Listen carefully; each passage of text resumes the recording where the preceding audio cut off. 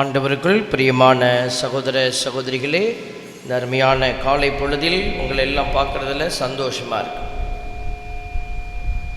உங்களை எல்லாம் பார்க்குறதுல எங்களுக்கு சந்தோஷமாக இருக்கு. எங்களை பார்க்குறதுல உங்களுக்கு சந்தோஷமாக இருக்கா? அட என்ன சாமி, எனக்கு என்ன சந்தோஷம் அப்படிங்கிறவங்க மட்டும் சொல்லுங்கள். Price the Lord. நம்ம பிள்ளைகள்கிட்ட பிடிச்சதே அது ஒன்று தான். எதை சொன்னாலும் மூஞ்சிக்கு நேராக படக்குன்னு சொல்லிடுவாங்க. ஏப்பா சரி, நம்மளை பிடிக்குதோ பிடிக்கலையோ, யாரை பிடிச்சிருக்கணும்? கடவுளை நமக்கு பிடிக்கணும், கடவுளுக்கு நம்மளை பிடிக்கணும், நமக்கு அவரை பிடிக்கணும், அவருக்கு நம்மளை பிடிக்கணும். இந்த ரெண்டும் சரியாக போச்சுன்னா நம்ம வாழ்க்கை வெற்றி அடைய போகுது. அதனால தான் ஆண்டவர் பாருங்கள், ஒவ்வொரு வாரமும் டெய்லி பேசுகிறாரு வார்த்தையில். அட்லீஸ்ட் ஞாயிற்றுக்கிழமையில் ஆண்டவர் என்ன செய்கிறாரு, வந்து என் வார்த்தையை கேளுங்க அப்படின்னு சொல்லி நமக்கு ஞாயிற்றுக்கிழமை எத்தனை வாசகத்தில் கூட பேசுகிறாரு? 3 வாசகம். பழைய ஏற்பாட்டில் என்ன பேசினார், அப்புறம் புதிய ஏற்பாட்டில் என்ன பேசினார், அப்புறம் நற்செய்திக்குள்ளே வந்து என்ன பேசுகிறாரு அப்படின்னு 3 விதமான வாசகங்கள் நமக்கு அருளப்படுகிறது. இது வந்து ஒரு வாரத்திற்கான இலக்குக்கான அந்த அடையாளம். இந்த ஒரு வாரம் நம்ம வந்து இந்த வாசகத்தை மனசில் தாங்கி ஓடி அடுத்த வாரத்தில் போனீங்கன்னா இன்னொரு புதிய ஒரு சிந்தனை. அந்த வாரம் நீங்கள் உள்வாங்கிக்கிட்டு அடுத்த அந்த வாரத்துக்கு ஓடணும். அப்போது இந்த ஒவ்வொரு வாரத்திற்கான சிந்தனைகளும் நமக்கு அந்த வாரத்திற்கான ஓட்டத்திற்கான இலக்கை நமக்கு வைக்குது. அப்போ நீங்கள் இந்த வாரம் பூரா நான் என்ன செய்யணும், எதை தியானிக்கணும், எதை நோக்கி நான் செயல்படணும். அப்போ இந்த வாசகத்தை நீங்கள் ஒழுங்காக கேட்டால் தான் நீங்கள் என்ன பண்ண முடியும், நீங்கள் என்ன செய்யணுங்கிறத புரிஞ்சு கொள்ள முடியும். அப்போ தான் நீங்கள் செயல்படுவீங்க. பல நேரம் நம்ம செயல்பாடுங்கிறது ரொம்ப இல்லாமல் போயிடுச்சு. காரணம் என்னென்னா, நம்ம இறை வார்த்தை கேட்குறதில்ல. இப்போ நம்ம முதல் வாசகம் வாசித்தாங்க, 2வது வாசகம் வாசித்தாங்க, 3வது வாசகமும் வாசித்தாங்க. நமக்கு தெரியுமா இப்போ எங்கேருந்து வாசித்தாங்கன்னு? இல்லையா? ஒருத்தர் சொன்னால் எல்லாரும் சொன்ன மாதிரியா? நம்ம என்ன ரஜினி சாரா? ஒரு தடவை சொன்னால் 1000 பேர் சொன்ன மாதிரி அவங்கவுங்க மனசுக்குள்ளே சொல்லி பார்க்கணும். இது யாரோ ஒருத்தர் சொல்லணும்னு நான் சொல்லவே இல்லை. இங்கே இருக்கிற எல்லாருக்கும் இது விதை. அந்த விதை வந்து எல்லாருடைய இதயத்திலும் விதைக்கப்பட்டதா அப்படிங்கிறத சோதித்து பார்க்கணும். Price the Lord, price the Lord. அதுக்கு தான் ஆண்டவர் இந்த இறை வார்த்தை வழியாக நம்மோட பேசிக்கிட்டே இருக்கிறார். அப்போ முதல் வாசகத்தில் கடவுள் சொன்ன அந்த விஷயம், அவங்கள அடிமையாக அனுப்புறது, அப்புறம் விடுதலை செய்கிறது, இது எல்லாமே அந்த பழைய ஏற்பாட்டு காலத்தில் அப்படியே இணைந்து போய்கிட்டு இருந்துச்சு. இப்போ கடவுளை அடித்தார், அன்பு செய்தார், எல்லாமே நடந்துச்சு. ஏன் அப்படி நடந்துச்சு? ஏன் அவர் கடவுள் அடித்தார்? அவங்க அவரை விட்டு விலகி போனாங்க, தட்டுனார், திருப்பி கூப்பிட்டார், திருப்பி அவங்கள கட்டி எழுப்பினார். இப்போ கடவுளுடைய அந்த கை வலிமை இதெல்லாம் செய்தது. அப்புறம் 2வது வாசகத்துக்கு வரும்போது அதில் இயேசு கிறிஸ்து என்கிற அடையாளம் எப்படி வெளிப்பட்டது, இயேசுவை வைத்து கடவுள் என்ன மாதிரி வேலை செஞ்சார் அப்படிங்கிறது 2வது வாசகம். அப்போ இயேசு எதற்காக உங்களுக்கு அனுப்பப்பட்டார் அப்படிங்கிற ஒரு மிக தெளிவான ஒரு வெளிப்பாடு 2வது வாசகத்தில் இருக்குது. 3வது வாசகம் நம்ம என்ன செய்யணும் அப்படின்னு ஆண்டவர் சொல்கிறார். இப்போ நிக்கோதேம் 3வது வாசகத்தில் நம்ம ஆரம்பிக்கிறோம் பாருங்கள். 3வது வாசகம் யோவான் நற்செய்தி 3வது அதிகாரத்தில் ஆரம்பிச்சிச்சு. அதில் பார்த்தீங்கன்னா அதில் முதல் பகுதி, இது 2வது பகுதி. இப்போ வாசிக்கப்பட்டது 2வது பகுதி. பாலை நிலத்தில் மோசையால் பாம்பு உயர்த்தப்பட்டது போல அப்படின்னு. அதில் ஒரு முதல் பகுதி ஒன்று வருது. அதில் என்ன முதல் பகுதி? நிக்கோதேமு போய் இயேசுவை போய் ராத்திரி வேளையில் சந்திக்கிறார். ராத்திரி நேரத்தில் சந்திக்கிறார். யார் இந்த நிக்கோதேம்? நிக்கோதேம் யார்? குட்டி பிள்ளையெல்லாம் சொல்லுங்கள், நிக்கோதேம் யார்? நீங்கள் குட்டி பிள்ளையா? பரவாயில்ல, நம்ம குட்டி பிள்ளைகளுக்குரிய குழந்தைகளுக்குரிய மனநிலையோடு இருக்கிறோம் எப்போதுமே. நிக்கோதேம் அப்படிங்கிறவர் வந்து ஒரு பரிசேயர். பரிசேயர்னா யார்? ஒரு சாமியார் மாதிரி. மறைநூல் வல்லுனர், அவங்கெல்லாம் இதெல்லாம் பைபிளெல்லாம் நிறையா படித்து தெரிஞ்சு வச்சுருக்கிறவங்க. அப்படிப்பட்ட ஒரு பரிசேயர் ராத்திரி நேரத்தில் போய் இயேசுவோட எல்லா பரிசேயரும் சண்டை போட்டுக்கிட்டே இருந்தாங்க, இயேசுவோட சண்டை போட்டாங்க. ஆனால் இந்த பரிசேயர் ராத்திரி போய் இயேசுவிடத்தில் சொல்கிறாரு, நீர் வல்லவர், நீர் நல்லவர், நீர் ரொம்ப பெரிய ஆள், கடவுள்கிட்டேருந்து வந்தவர்னு எங்களுக்கு தெரியும், ஆனாலும் நாங்கள் என்ன செய்ய முடியல, பப்ளிக்காக ஒத்துக்க முடியல, அதெல்லாம் மறைச்சி பேசுகிறாரு. இவர் இயேசுவை அப்படியே நல்லா உயர்த்திக்கிட்டே இருக்கிறார் பாருங்களேன். இயேசு அப்படி உயர்த்தி வச்சு பேசிகிட்டு இருக்கிறார். நம்மளாக இருந்தால் என்ன செய்வோம்? யாராவது வந்து இந்த குடும்பத்துக்காக நீ என்னம்மா உழைக்கிற, யாருக்காவது தெரியுதா, நீ உண்மையாலுமே இந்த குடும்பத்துக்கு நீ ஒருத்தி தான்ப்பா உழைக்கிற பிள்ளை அப்படின்னு ஒருத்தர் சொல்லும் பொழுது, ஆமாப்பா உங்களுக்கு தெரியுது பாருங்கள், எங்கள் மாமியா என்ன பாடுபடுத்து தெரியுமா, என்ன செய்யறடின்னு அப்படின்னு கேட்குது. நம்ம என்ன செய்வோம்? அடுத்தவங்க நம்மளுக்கு சப்போர்ட் பண்ணி பேசுனா அதே பேச்சில் தானே நம்ம பேசுவோம், அப்படி தானே பேசுவோம்.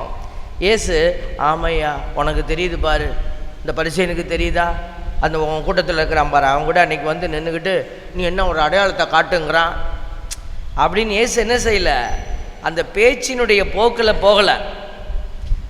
நிக்கோதேம் வந்து இயேசுவை புகழ்ந்துட்டு தள்ளிக்கிட்டு இருக்கிறாரு. இயேசு அந்த வருஷத்தில் போனோனையும் அப்படியே நிப்பாட்டு, நீ இந்த மாதிரி என்னைய சும்மா தூக்கி வச்சு பேசுகிறதுனால வேலை நடக்காது, நீ என்ன செய்யணுமோ அதை செய்யணும். அப்போ தான் ஒரு உண்மையை சொல்கிறார் பாருங்க. என்ன உண்மை? நீ மறுபடி பிறக்கணும். என்ன சொன்னார்? நீ மறுபடி பிறக்கணும். இப்போ நம்மளை போய் மறுபடி பிறக்கணுன்னா எப்படி பிறக்கிறது? அதை தான் அவர் கேட்டார். நான் அம்மா வயிற்றுக்குள்ளே புந்து இன்னொரு தடவை பிறக்க முடியுமா? நான் இவ்வளோ பெரிய ஆள் ஆகிட்டேனே அப்படின்னு சொல்கிறாரு. அப்போ தான் இயேசுசாமி என்ன சொன்னார்? அழகான வெளிப்பாட்டை வச்சாருங்க.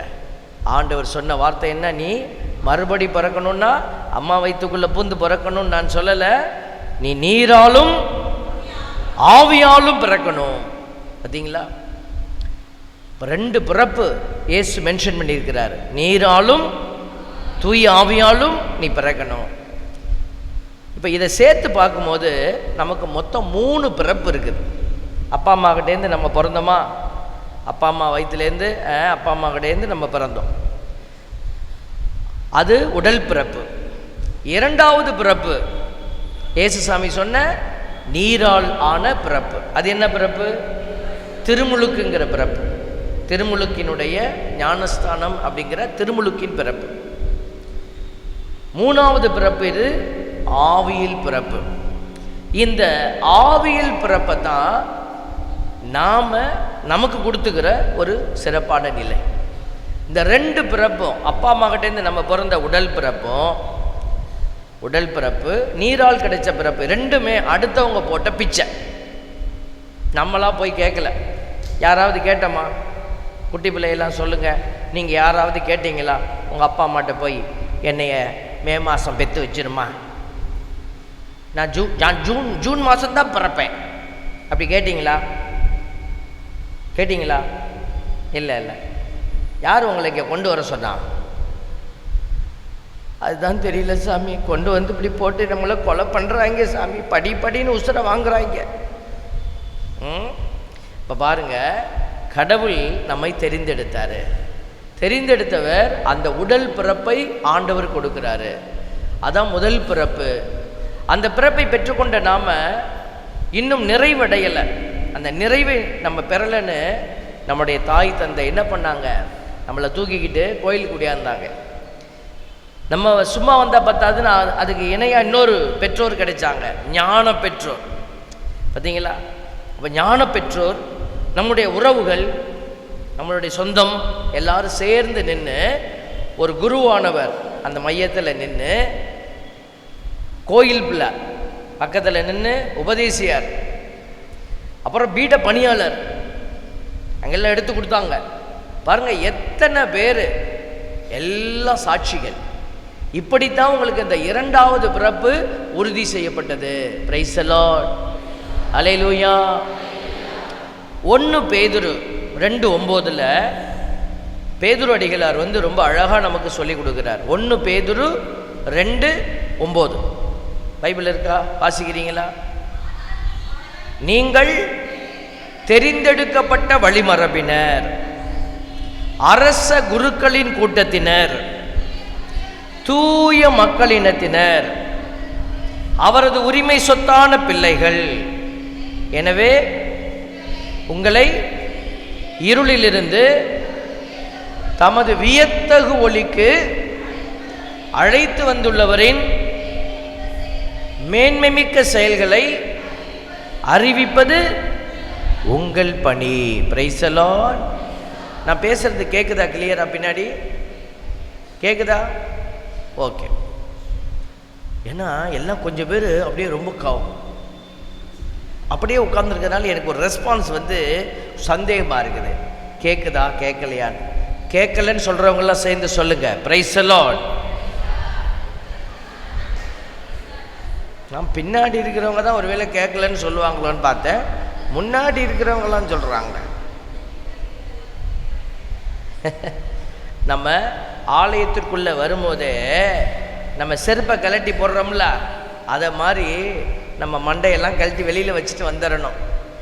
நம்ம இங்கே உட்காந்துக்கிட்டு போகும்போது கறி வாங்கிட்டு போகிறதா, சிக்கன் வாங்குறதா, மட்டன் வாங்குறதா? போன வாரம் தான் சிக்கன் எடுத்துகிட்டு போனேன். பிள்ளைங்க ஒன்றும் அவ்வளோ நல்லா இல்லைன்னாங்க. அவர் தடவை பூசைக்கு போயிருக்கும் போது அங்கே பூசை உடுப்பு போடும்போதே ஒருத்தர் ஒடியாந்து ஆசீர்வாதம் வாங்குறாரு. ஆசீர்வாதம் வாங்கும் போது என்ன சொல்கிறாரு? ஃபாதர் ஆசீர்வாதிங்கன்னாரு. நான் காட் பிளஸ் யூ, நல்லா இருங்கன்னு. இந்த பிரசங்கத்தை கொஞ்சம் ஷார்ட்டாக வச்சு முடிச்சுறீங்களா? ஆரம்பமே கண்ணை கட்டுறியப்பா, நீ யாருப்பா, உனக்கு என்ன பிரச்சனை? இல்லை, வெளியிலேருந்து வர சாமியெல்லாம் ரொம்ப நேரம் பேசிடுறாங்க. கறி கடைக்கு போனால் கறியெல்லாம் தீர்ந்து போயிடுது. அவன் கோயிலுக்கு வரும்போது என்ன ஞாபகத்தோடு வரான்? போகிறப்ப கறி வாங்கிட்டு போகணும், ஆண்டவரை வாங்கிட்டு போகணும்னு நினச்சி வரணும். Praise the lord. ஹல்லேலூயா. கறி வாங்கிட்டு போகணும் கவலையோடு வந்திருக்கிறவங்கள சேர்ந்து சொல்லுங்க, ஹல்லேலூயா. சரி, உங்கள் கவலையெல்லாம் ஆண்டவர் தீர்த்து வைப்பார். நான் காலையில் போய் தான் பார்த்துட்டு தான் வந்தேன். இங்கிட்டு 2 கறி கடை இருக்குது, நல்லா பெரிய பெரிய ஆடு தொங்குச்சு, சொல்லி வச்சிருவோம். 1 பேதுரு 2:9 ஆண்டவர் 4 ஆசீர்வாதத்தை கொடுக்குறார். எத்தனை ஆசீர்வாதம்? 4 ஆசீர்வாதம். என்ன ஆசீர்வாதம்? நீ தெரிந்தெடுக்கப்பட்ட வழிமரபு. You are a chosen generation. நம்ம கேட்டோமா கடவுள்கிட்ட என்னைய இந்த உலகத்துக்கு கொண்டு வாங்கினேன். ஆண்டவர் நம்மளை தெரிந்தெடுத்தாரா? எப்போ தெரிந்தெடுத்தார்? தாயின் கருவிலேயே உன்னை தெரிந்தெடுத்தார். பெயர் சொல்லி உன்னை கூப்பிட்டேன் அப்படிங்கிறார். எப்படி கூப்பிட்டாரு? பெயர் சொல்லி கூப்பிடுறார் ஆண்டவர். சும்மா நீங்கள் ஏதோ 100ல் 1 அப்படி கிடையாது. இதோ போகிற போக்கில் கூட்டத்தில் நானும் ஒருத்தியாக பிறந்துட்டேன், நானும் ஒருத்தனாக பிறந்துட்டேன் அப்படின்னு இல்லை. You are a selected member கடவுளால். அதை நம்ம புரிஞ்சுக்கணும்ல. இப்போ நான் புரிஞ்சுக்கணும் என்னை கடவுள் செலக்ட் பண்ணியிருக்காருன்னு. அப்போ தான் நான் பேசுவேன், அப்போ தான் ஒழுங்காக வேலை செய்வேன்.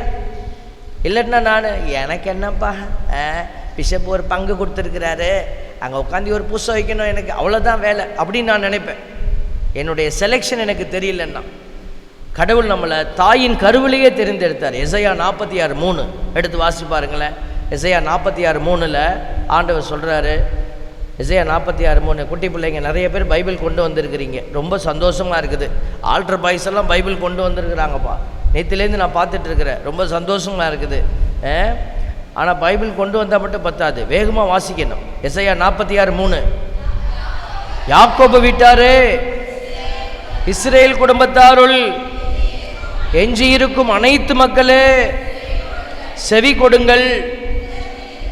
பாருங்க, நீ மிச்ச மீதியாக வந்திருக்கிற. இன்னைக்கு ஞாயிற்றுக்கிழமை பூசை தியானம்னோனி தெரிச்சு ஓடி போயிட்டாங்க. நீ தான் வந்திருக்கிற, நீயாவது கேளு அப்படின்னு ஆண்டவர் நம்மக்கிட்ட சொல்கிறார். நம்ம கேட்டுட்டு போய் இந்த மக்களுக்கு நம்ம ஏதாவது செய்யணும். நீ கேளு, சொல்லுங்க. உதரத்திலிருந்தே உங்களை தாங்குபவர் நான், கருவிலிருந்தே உங்களை சுமப்பவர் நான். பார்த்தீங்களா, முதுமை வரைக்கும் நான் அப்படியே இருப்பேன். உதரம்னா என்ன? உதரத்திலே உன்னை உருவாக்குனது நான் தான், கருப்பையில் தாங்கினது நான் தான் அப்படிங்கிறார்ல. அப்போ உதரம்னா என்ன? அதான் கருப்பை அடுத்தது வருது, ரத்தம். உதிரம்னா ரத்தம், இது உதரம். வயிறு சொல்லலாம். வயிறுனா எல்லாமே சேர்ந்தது தான் வயிறு. உதரம்னா என்ன? அதாவது ஒரு குழந்தை உருவாகிற அந்த இடம் இருக்குது பார்த்தீங்களா, ஃபேலோப்பியன் டியூப்னுவாங்க. இப்போல்லாம் நிறைய ஃபெர்டிலிட்டி சென்டர் நடக்குதுல்ல வெளியில், கருத்தரிப்பு மையங்கள். அவங்க என்ன பேபி சொல்கிறாங்க, அதுக்கு பேர் டெஸ்ட் டியூப் பேபி. அங்கே 2 பேருடைய கணவன் மனைவியினுடைய உயிரணுக்களை எடுத்து அந்த டியூப்பில் வச்சு ஃபெர்டிலைஸ் பண்ணுவாங்க. கரு உருவானோனையும் அதை எடுத்து கொண்டு வந்து அம்மாவுடைய கர்ப்பப்பையில் வச்சு விட்ருவாங்க. அதுதான் வந்து டெஸ்ட் டியூப் பேபி. பாருங்கள், இதுதான் ஆண்டவர் வயிற்றுக்குள்ளே செய்கிறார். இந்த ஃபேலோப்பியன் டியூப்னு சொல்கிறோம் பார்த்தீங்களா, அந்த டியூப்பில் தான் கணவனிடமிருந்து வருகிற ஸ்பெர்ம் என்கிற உயிரணுவும் மனைவியிடமிருந்து வருகிற ஓவும் என்கிற முட்டையும் சந்தித்து அது இணையும் போது அது எம்பிரியோன்னு சொல்லுவாங்க. அது ஒரு உயிரணுவாக மாறி அது ரெண்டும் குழந்தையாக வடிவமாகுது. Price the Lord. இது செயல்படுற இடத்துக்கு பேர் உதரம், ஃபேலோப்பியன் டியூபு. அதுக்கப்புறம் தான் அது மெதுவாக ட்ராவல் பண்ணி அது வந்து கர்ப்பப்பையில் உட்கார்ந்த பிறகு தான் அம்மாவுக்கு தெரியும், டாக்டருக்கு தெரியும். டாக்டர் வந்து ஒரு அம்மா வந்து குழந்தைய தாங்கிக்கிட்டு இருக்காங்க வயிற்றில் அப்படின்னு கன்ஃபார்ம் பண்ணுறதுக்கு எத்தனை நாள் எடுத்துப்பாங்க? சரி, அதுக்கு முன்னாடி இன்னொரு கேள்வி கேட்டுருவோம். எத்தனை பேர் குழந்தை பெற்றவங்க கொஞ்சம் கை தூக்கி காட்டுங்க. குழந்தை பெற்றவங்க மட்டும் கொஞ்சம் நல்லா தூக்குங்க, வெக்கப்படாதீங்க, இது நல்ல விஷயம் தானே. குழந்தை கிடைக்கலன்னா எவ்வளோ கஷ்டமாக இருக்குது. நல்லா கை தூக்கி காட்டுங்க, நல்லா தூக்குங்க. கை பாதி தான் தெரியுது. ஒரு ஆம்பளையாவது தூக்குவாங்கன்னு பார்க்குறேன், யாருமே தூக்கலை. இந்த ஆம்பளைங்க குழந்தை பெற்ற லிஸ்ட்டில் தன்னை வச்சுக்கிறதே இல்லை. குழந்தை பெற்றதுக்கு எனக்கும் சம்மந்தம் இல்லைன்னே உட்காந்துருக்குறேன். எனக்கு தெரியாது சாமி, என் பொண்டாட்டியே தான் கேட்க. குழந்தை பெற்றதெல்லாம் யாருன்னு கேட்டால் ஆணுங்களும் கை தூக்கணும். அம்மா வந்து மனைவி வந்து வயிற்றில் சுமந்தாங்க, நீங்கள் மனசில் சுமந்தீங்க, வேதனையை வலியை எல்லாம் சுமந்தீங்களா இல்லையா? அதனால் ஆம்பளைங்கெல்லாம் கை தூக்கி காட்டுங்க, குழந்தை பெற்றவங்கெல்லாம். Very good, very good, thank you. இப்போ கூட கொஞ்சம் பேர் கை தூக்கலை, மீசையை முறுக்கிக்கிட்டு இன்னொரு கல்யாணத்துக்கு ரெடியாகவே உட்காந்துருக்காரு. ஒரு கிழவனுக்கு 60வது கல்யாணம் பண்ணாங்களாம் தாத்தாவுக்கு. அவர் ஒரே சந்தோஷமாக இருந்தார். கல்யாணம்ன்ட்டு 60ஆம் கல்யாணம் நடக்கிற அன்னைக்கு பொண்ணை கூட்டிகிட்டு வான்னாங்களாம். எட்டி பார்த்தாராம் பாருங்க, ஓன்னு அழுவ ஆரம்பிச்சிட்டார். ஏப்பா இவ்வளோ நேரம் நல்லா இருந்த, ஏப்பா அழுவுற? ஏண்டா கல்யாணம்னு அதே கிளவியை திருப்பி கூட்டிகிட்டு வரீங்க. அதனால் அந்த ஆம்பளைங்களுக்கெல்லாம் ஒரு நோக்கம் இருந்துகிட்டே இருக்கும், இன்னொரு கல்யாணம் வாய்ப்பு கிடைச்சா. தேவ பிள்ளைகளை, ஆண்கள் பாருங்கள், பிள்ளைங்க ஏதாவது தப்பு பண்ணிட்டாங்கன்னா பொண்டாட்டியை வந்து அடிப்பாங்க, திட்டுவாங்க. அப்போ என்ன சொல்லுவாங்க? என்னடி பிள்ளை வளர்த்துருக்குற? என்ன இவர் என்ன காட்டுக்கு போயிட்டு நேற்று தான் வந்தாரா என்ன? ஏன்னா எங்கள் வீட்டில் அப்படி ஒன்று நடந்துச்சு. தேவ பிள்ளைகளை, அதனால தான் சொல்கிறோம், குழந்தை பெற்றதெல்லாம் யாருன்னு கேட்டால் ஆண்களும் பொறுப்பெடுத்து கொள்ளணும். சரிங்களா? இப்போது பெண்கள்கிட்ட வருவோம். எத்தனை நாளில் உங்களுக்கு தெரியும் குழந்தை வயிற்றில் இருக்குன்னு?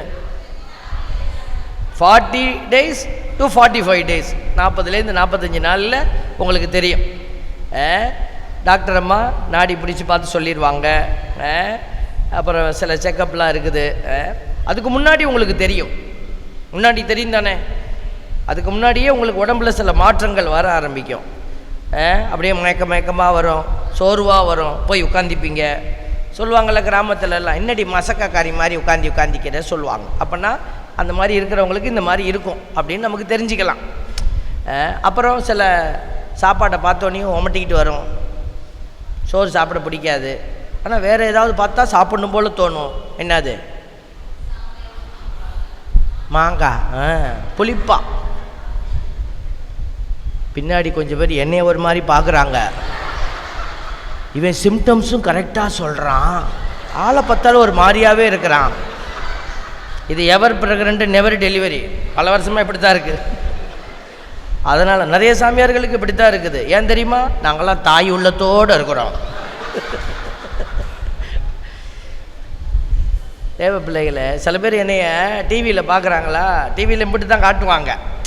இப்படி நேராக பார்த்தோன்னே தான், என்ன இந்த சாமியார் மூஞ்செல்லாம் பளபளன்னு வச்சுருந்தார், வயிறை தம்பரிச்சு வச்சுக்கிறார். பாருங்கள் பிள்ளைகளை, ஆண்டவர் இந்த இடத்துல தான் சொல்கிறாரு, நீங்கள் தாய் நான் ஒரு குழந்தைய உணர்ந்துக்கிறது கன்ஃபார்ம் பண்ணுறதுக்கு 40 நாள். மனைவி போய் கணவன்கிட்ட சொல்லியிருந்தா தான் அப்போ ஹஸ்பண்டுக்கு தெரியும் அவர் குழந்தைய கிடச்சிருக்குது அப்படின்னு. அவர் எங்கேயோ வெளியில் போயிருக்காருன்னு வச்சுக்கோங்களேன், அப்போ அடுத்த நாள் தான் நீங்கள் சொல்கிறீங்க. அப்போ கடவுள் இங்கே ஒன்று சொல்கிறார், 2 பேரும் சேர்ந்து அதுக்கப்புறம் போய் உலகத்தில் சொல்லுவீங்க. ஆண்டவர் இங்கே என்ன சொல்கிறார் தெரியுமா? உன் தாய் உன்னை அறிந்து கொள்ள 40 நாள் எடுத்துக்கொண்டாள், உன் தந்தை உன்னை அறிந்து கொள்ள 41 நாள், உலகம் அதற்கு மேலே. ஆனால் நீ உருவான அந்த நேரமே நான் உன்னை அறிவேன். ஹல்லேலூயா, பிரைஸ் தி லார்ட், ஹல்லேலூயா. கைத்தட்டி கடவுளுக்கு நன்றி செலுத்து. வாழ்க்கையை சந்தோஷமா ஏற்றுக்கொள்றவங்க நல்ல சந்தோஷமா தட்டுவாங்க. என்னத்த வாழ்க்கை இருக்குது, நீங்க கை தட்டுறதுலேயே கண்டுபிடிச்சிடலாம். பாருங்க, ஆண்டவர் சொல்றாரு, நான் தான் உன்னைய தெரிந்து கொண்டேன், உன்னை நானே தெரிந்து கொண்டேனே, மகனே மகளே உன்னை நானே தெரிந்து கொண்டேனே, உன் பெயர் சொல்லி நான் அழைத்தேனே, ஒருபோதும் நான் கைவிட மாட்டேன், கைவிட மாட்டேன். ஆண்டவர் சொல்ற, உன்னை நான் தான் தெரிந்து கொண்டேன். அதனால தான் பிள்ளைகள் நம்ம சொல்லி கொடுக்குற பைபிள் சொல்லுது, அப்பா அம்மா கிட்ட போய் ஏன் என்னைய பெத்தன்னு கேட்காத. ஏன்னா உன்னைய பெத்தது தான் அவங்க. உன்னை இந்த உலகத்தில் கொண்டு வரணும்னு ப்ராஜெக்டை வச்சது யாரு? ஆண்டவராகிய கடவுள். ஹல்லேலூயா, பிரைஸ் தி லார்ட். அதனால முதல் பாயிண்ட் பாருங்க, 1 பேதுரு 2:9, நீ தெரிந்தெடுக்கப்பட்ட வழிமரபு. கடவுள் நம்ம கிட்ட ஸ்பெஷல் டாஸ்க் கொடுத்துருக்கிறாருங்க. பாருங்க, இந்த உலகத்தில் எல்லாருமே வாழ்ந்துட்டு இருக்கிறாங்க, எல்லாருமே குடும்பமாக இருக்கிறாங்க, எல்லாருமே படிக்கிறாங்க, எல்லாருமே வேலை செய்கிறாங்க. மற்ற மதத்தை சார்ந்தவங்களை சொல்கிறேன், கிறிஸ்தவர் அல்லாதவர்கள். அவங்கெல்லாம் நம்மளை மாதிரி இல்லாமல் வேறு மாதிரி வாழ்கிறாங்களா? அவங்க பிள்ளையில வளர்த்துருக்கணும், உனக்கு வயசு வந்துருச்சு, நீ போய் ஜாலியாக எந்த பையனோடையாவது சுற்றிட்டு வா, எந்த பொண்ணோடையாவது சுற்றிட்டு வா, நம்ம ரிலீஜியனில் எந்த கட்டுப்பாடு இல்லை, ஜாலியாக இருப்போம் அப்படி விடுறாங்களா? நீ போயிட்டு ராத்திரி போயிட்டு எத்தனை மணிக்கு வேணாலும் வா அப்படி சொல்கிறாங்களா? இல்லை 1 மாதத்துக்கு ஒருக்க ஹஸ்பண்ட் அண்ட் ஒய்ஃபை மாற்றிக்கிட்டே இருக்காங்களா? இல்லை, நம்மளை மாதிரி தான் அவங்களும் கட்டுப்பாட்டோடு வாழ்கிறாங்களா இல்லையா? அவங்களுக்கு ஒரு கணவன் ஒரு மனைவியில் நிற்கிறாங்க, பிள்ளைங்களுக்கு கட்டுப்பாடு சொல்லித்தராங்க, எல்லாம் அவங்கள மாதிரி நம்மளை மாதிரி அவங்களும் இருக்கிறாங்க. அப்போ நமக்கு அவங்களுக்கு என்ன பெரிய வித்தியாசம்? கோயிலுக்கு வரமே, ஞாயிற்றுக்கிழமை வரமே, நம்ம வந்து உட்கார்ந்துருக்கிறோமே, அப்போ ரிலீஜியனுங்கிற வார்த்தை தான் மாறுதா? இந்த அடையாளம் தான் மாறுதா? இப்போ வாழ்க்கையிலே ஒரு அடையாளம் இருக்குதே. கடவுள் ஏன் நம்மளை இப்படி ஒரு சிறப்பான கூட்டத்தில் கொண்டுட்டு வந்து உட்கார வச்சாரு? ஞாயிற்றுக்கிழமை போய் ஒரு பூசையை அப்படியே ஓரமாக உட்காந்துட்டு அப்படியே பார்த்துட்டு, ஓகே நான் கிறிஸ்தவன், என்னுடைய ஆப்ளிகேஷன் முடிஞ்சிருச்சு, கடமை முடிஞ்சிருச்சு, கடமைக்காக நான் ஒரு கிறிஸ்தவனாக இருக்கிறேன் அப்படின்னா இது கடவுளுக்கு விருப்பமா? இப்போ இங்கே வழிபாடு ஆரம்பிச்சிச்சு. வழிபாடு ஆரம்பிக்கும் போது பிரதர் பாட்டு பாடினார், நானும் பார்த்துக்கிட்டே இருந்தேன். கொஞ்சம் பேர் பாடுனீங்க, கொஞ்சம் பேர் பாடலை. வந்து உட்கார்ந்ததுலேருந்து உன்னை நான் புகழாவிடில் என்ன மேல்வாயோடு ஒட்டி கொள்வதாக. இப்போ புகழாதவங்க எல்லாத்தையும் சபிச்சு விட்டுடலாமா? வாயவே திறக்கலை. இந்த பாட்டை எத்தனை தடவை ரிப்பீட் பண்ணார் பிரதரு? ரிப்பீட் பண்ணாரா இல்லையா? தமிழில் தானே பாடினார். என்ன பாடினார்? உன்னை நான் நினையாவிடில் என்ன மேல் வாயோடு ஒட்டி கொள்வதாக அப்படின்னு. இப்போ வாயை திறக்கலை, பாடலைன்னா இப்போ சொல்லிடலாமா? எல்லாருடைய நாவும் ஒட்டி கொள்ளட்டும். பாருங்க, அந்த வசனம் சொல்கிற விஷயம். அப்போ அதை புகழத்தானே நம்ம இந்த கோயிலுக்கு வந்திருக்கிறோம். கடவுள் செய்த நன்மைகள் பாருங்கள். அவங்களை தெரிந்தெடுத்து சும்மா விட்டுடலையே, நல்ல உடலை கொடுத்தாரா இல்லையா? ஜென் புத்திசம் அப்படின்னு ஒரு தியானம் இருக்குது, ஜென் புத்திசம். அது ஒரு தியான முறை. அந்த தியான முறையில் உடம்பை தியானம் பண்ண சொல்கிறாங்க, தலையிலேருந்து கால் வரைக்கும். நல்லா யோசிச்சு பாருங்க, நம்ம எவ்வளோ அழகாக யோசிக்கிறோம். வெளியில் வரும்போது ட்ரெஸ்ஸு போட்டுட்டு போகணும்னு நமக்கு தெரியுதில்ல. யாராவது சொன்னாங்களா? நமக்கு அறிவு சொல்லிச்சு, நீ பெரிய பிள்ளை ட்ரெஸ்ஸு போட்டுட்டு போ. பாருங்கள், உங்களுடைய தலையிலிருந்து கால் வரைக்கும் உடல் உறுப்புகள் வேலை செய்யுது. ஒரு செல்ஃபோன் வாங்க ஒருத்தர் கடைக்கு போனால் செல்ஃபோன் 20,000 ரூபா சொன்னான். கேட்டால், யாப்பா 20,000 ரூபா, இது என்னப்பா இது ஸ்பெஷல் அப்படின்னு கேட்டால், இதில் முன்னாடி இருக்கிற கேமராவும் பின்னாடி இருக்கிற கேமராவும் பவராக இருக்குது சார். இது கேமரா செல்ஃபி ஃபோன், பின்னாடி 20 பிக்சல்ஸ், முன்னாடி 15 பிக்சல்ஸ் இருக்குது அப்படின்னு சொல்லி விலை ரேட்டு ஜாஸ்தி. எதுக்கு? அதில் கண், அந்த கேமரா கண் பவர். இப்போது இங்கே ஒரு கேமரா இருக்குது பார்த்தீங்களா நமக்கு முன்னாடி, இந்த கேமரா பார்க்குறீங்களா? தெரியுதா சார்? எல்லாருக்கும் கண் தெரியுதா இந்த கேமரா? இதுலேயும் ஒரு கண் இருக்குது, என்னை பார்த்துக்கிட்டு இருக்குது. இப்போ இந்த கேமரா எடுக்கிறவர் என்னைய ஜூம் பண்ணி வச்சுட்டார். சப்போஸு பின்னாடி திருப்பி தூரத்தில் இருக்கிறத எடுக்கணுன்னா அப்படி திருப்பினா அதுவாக எடுத்துருமா? என்ன செய்யணும்? அவர் அட்ஜஸ்ட் பண்ணணும். அப்படி தானே? தூரமாக இருக்குது, போ பக்கத்தில் போ, அதான் ஜூம் அவுட்டு ஜூம் இன் அப்படின்லாம் சொல்லுவாங்க இல்லைங்களா? அப்படி போய் கேமரா ஒரு லென்ஸை அவங்க அட்ஜஸ்ட் பண்ணுவாங்க. முன்னாடியெல்லாம் திருப்புறது, இப்போ பட்டன் திருப்பினா அது போகும். இப்போ நம்மக்கிட்ட ஒரு கேமரா இருக்குதா இல்லையா? எங்கே இருக்குது கேமரா? இந்த கேமராவை நம்ம ஜூம் பண்ணிக்கிட்டே இருக்கிறோமா? ஜூம் பண்ணுதா இல்லையா? இது என்ன முழிக்கிறீங்க? பண்ணுது, ஜூம் பண்ணிக்கிட்டு தான் இருக்குது. இப்போ நான் இங்கே பார்க்குறேன், இங்கே எழுதியிருக்கிற சின்ன எழுத்து எனக்கு தெரியுது, பாபிலோனின் ஆறுகள். டப்புன்னு பார்த்தா அந்த கடைசியில் ஒரு சாரு குழந்தையை தூக்கி வச்சுருக்கிறது எனக்கு தெரியுது. கடைசி மூலையில் உட்கார்ந்துருக்கிறவங்க என்னைய பார்க்குறாங்களா இல்லையான்னு எனக்கு நல்லா தெரியுது. இந்த கூட்டத்தில் யார் கொட்டாய் விட்டாலும் நான் சொல்லிடுவேன். கண்ணை மூடி தியானம் பண்ணுற மாதிரி தூங்குறவங்களையும் கண்டுபிடிச்சிடுவேன். இங்கே பார்த்தாலும் டக்குன்னு கண்ணு பார்க்குது, அப்படி தூக்கி பார்த்தா அங்கே நிற்கிறவங்க தெரியுது. ஃப்ராக்ஷன் ஆஃப் செகண்டில் இந்த கண்ணு ஜூம் இன் ஜூம் அவுட் பண்ணுதா? இப்போ நான் தூரமாக பார்க்கணும், ஒருவேளை இந்த கேமரா மாதிரி கடவுள் வச்சுட்டாருன்னா, அப்பா வராரா பாருமா, இருங்கம்மா நான் ஜூம் இன் பண்ணுறேன் ஜூம் அவுட் பண்ணுறேன். ஆமாம்மா அப்பா அங்கே வந்துக்கிட்டு இருக்கிறாரு. சரிம்மா அப்பா வரத்துக்குள்ளாட்டியும் இந்த டம்ளர் எடுத்து உள்ளே வச்சிருமா, இருங்கம்மா டம்ளரை நான் பார்க்குறேன். நல்லா யோசிச்சு பாருங்க, நம்ம கண்ணு ஒவ்வொரு தடவையும் இப்படி ஜூம் இன் ஜூம் அவுட் பண்ணிக்கிட்டே இருந்துச்சுன்னா எப்படி இருக்கும் வாழ்க்கை? ரொம்ப சந்தோஷமாக இருக்குமா? எவ்வளோ கஷ்டமாக இருந்திருக்கும்ல. கடவுள் பாருங்கள் நம்ம கண்ணில் எவ்வளோ வித்தையை வச்சுருக்கிறாரு. பிரைஸ் எல்லாம் கண்ணு நல்லா தெரியுறவங்கள சொல்லுங்கள் ஹல்லேலூயா. என் குட்டி பிள்ளைகளுக்கெல்லாம் கண்ணு தெரியல போல இருக்குது, ஒன்றுமே சொல்ல மாட்டேங்கிறார். இங்கிலீஷ் தமிழ் புரியுதா? தமிழ் புரியுதா? கண்ணு அங்கே பார்க்குறியம்மா, நான் பார்க்குறதும் தெரியலையா? நான் இங்கே பார்த்து அந்த பொண்ணு அங்கே பார்க்குது, யாரை நான் பார்க்குறான் இவன்? தேவ பிள்ளைகளை பாருங்கள், நம்ம ஆலயத்துக்குள்ளே வருகிற போது நம்மளை தியானிக்கணும். காலையில் சாப்பிட்றோம், காலையில் வயிற்றில் தூக்கி போடுறோம், இடியாப்பத்தை போடுறோம், இட்லியை போடுறோம், தோசையை போடுறோம், சப்பாத்தியை போடுறோம், மத்தியானமும் போடுறோம், ராத்திரியும் போடுறோம். எல்லாம் போட்டுட்டு நம்ம என்ன இன்ஜினியாக ஓட்டி விடுறோம், 2 கிளாஸ் தண்ணியை குடிச்சிட்டு வேலையை பார்க்குறோம். ஆட்டோமேட்டிக்காக வயிறுக்குள்ளே நம்ம போடுற உணவுகள் அதனுடைய சத்தா மாறி உடம்புக்கு எடுத்துக்குது. பார்த்தீங்களா எவ்வளோ பெரிய அற்புதம் வயிற்றில் நடக்குது. பிரைஸ் எல்லாம் இதெல்லாம் அற்புதம் இல்லையா? அப்போ நம்ம உடம்பு எவ்வளோ அற்புதத்தை கொண்டு இருக்குது.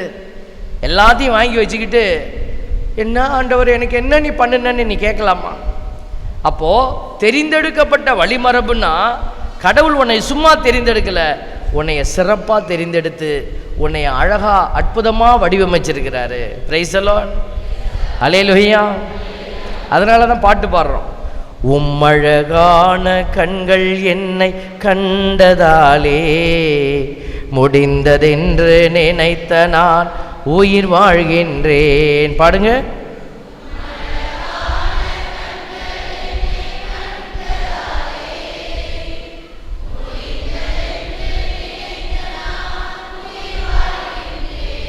யாரும் அறியாத என்னை நன்றாய் அறிந்து தீர சேர்த்துக்கொண்ட நல்ல தேவசு, யாரும் அறியாத என்னை நன்றாய் அறிந்து சேடி வந்த நல்ல நேசரே.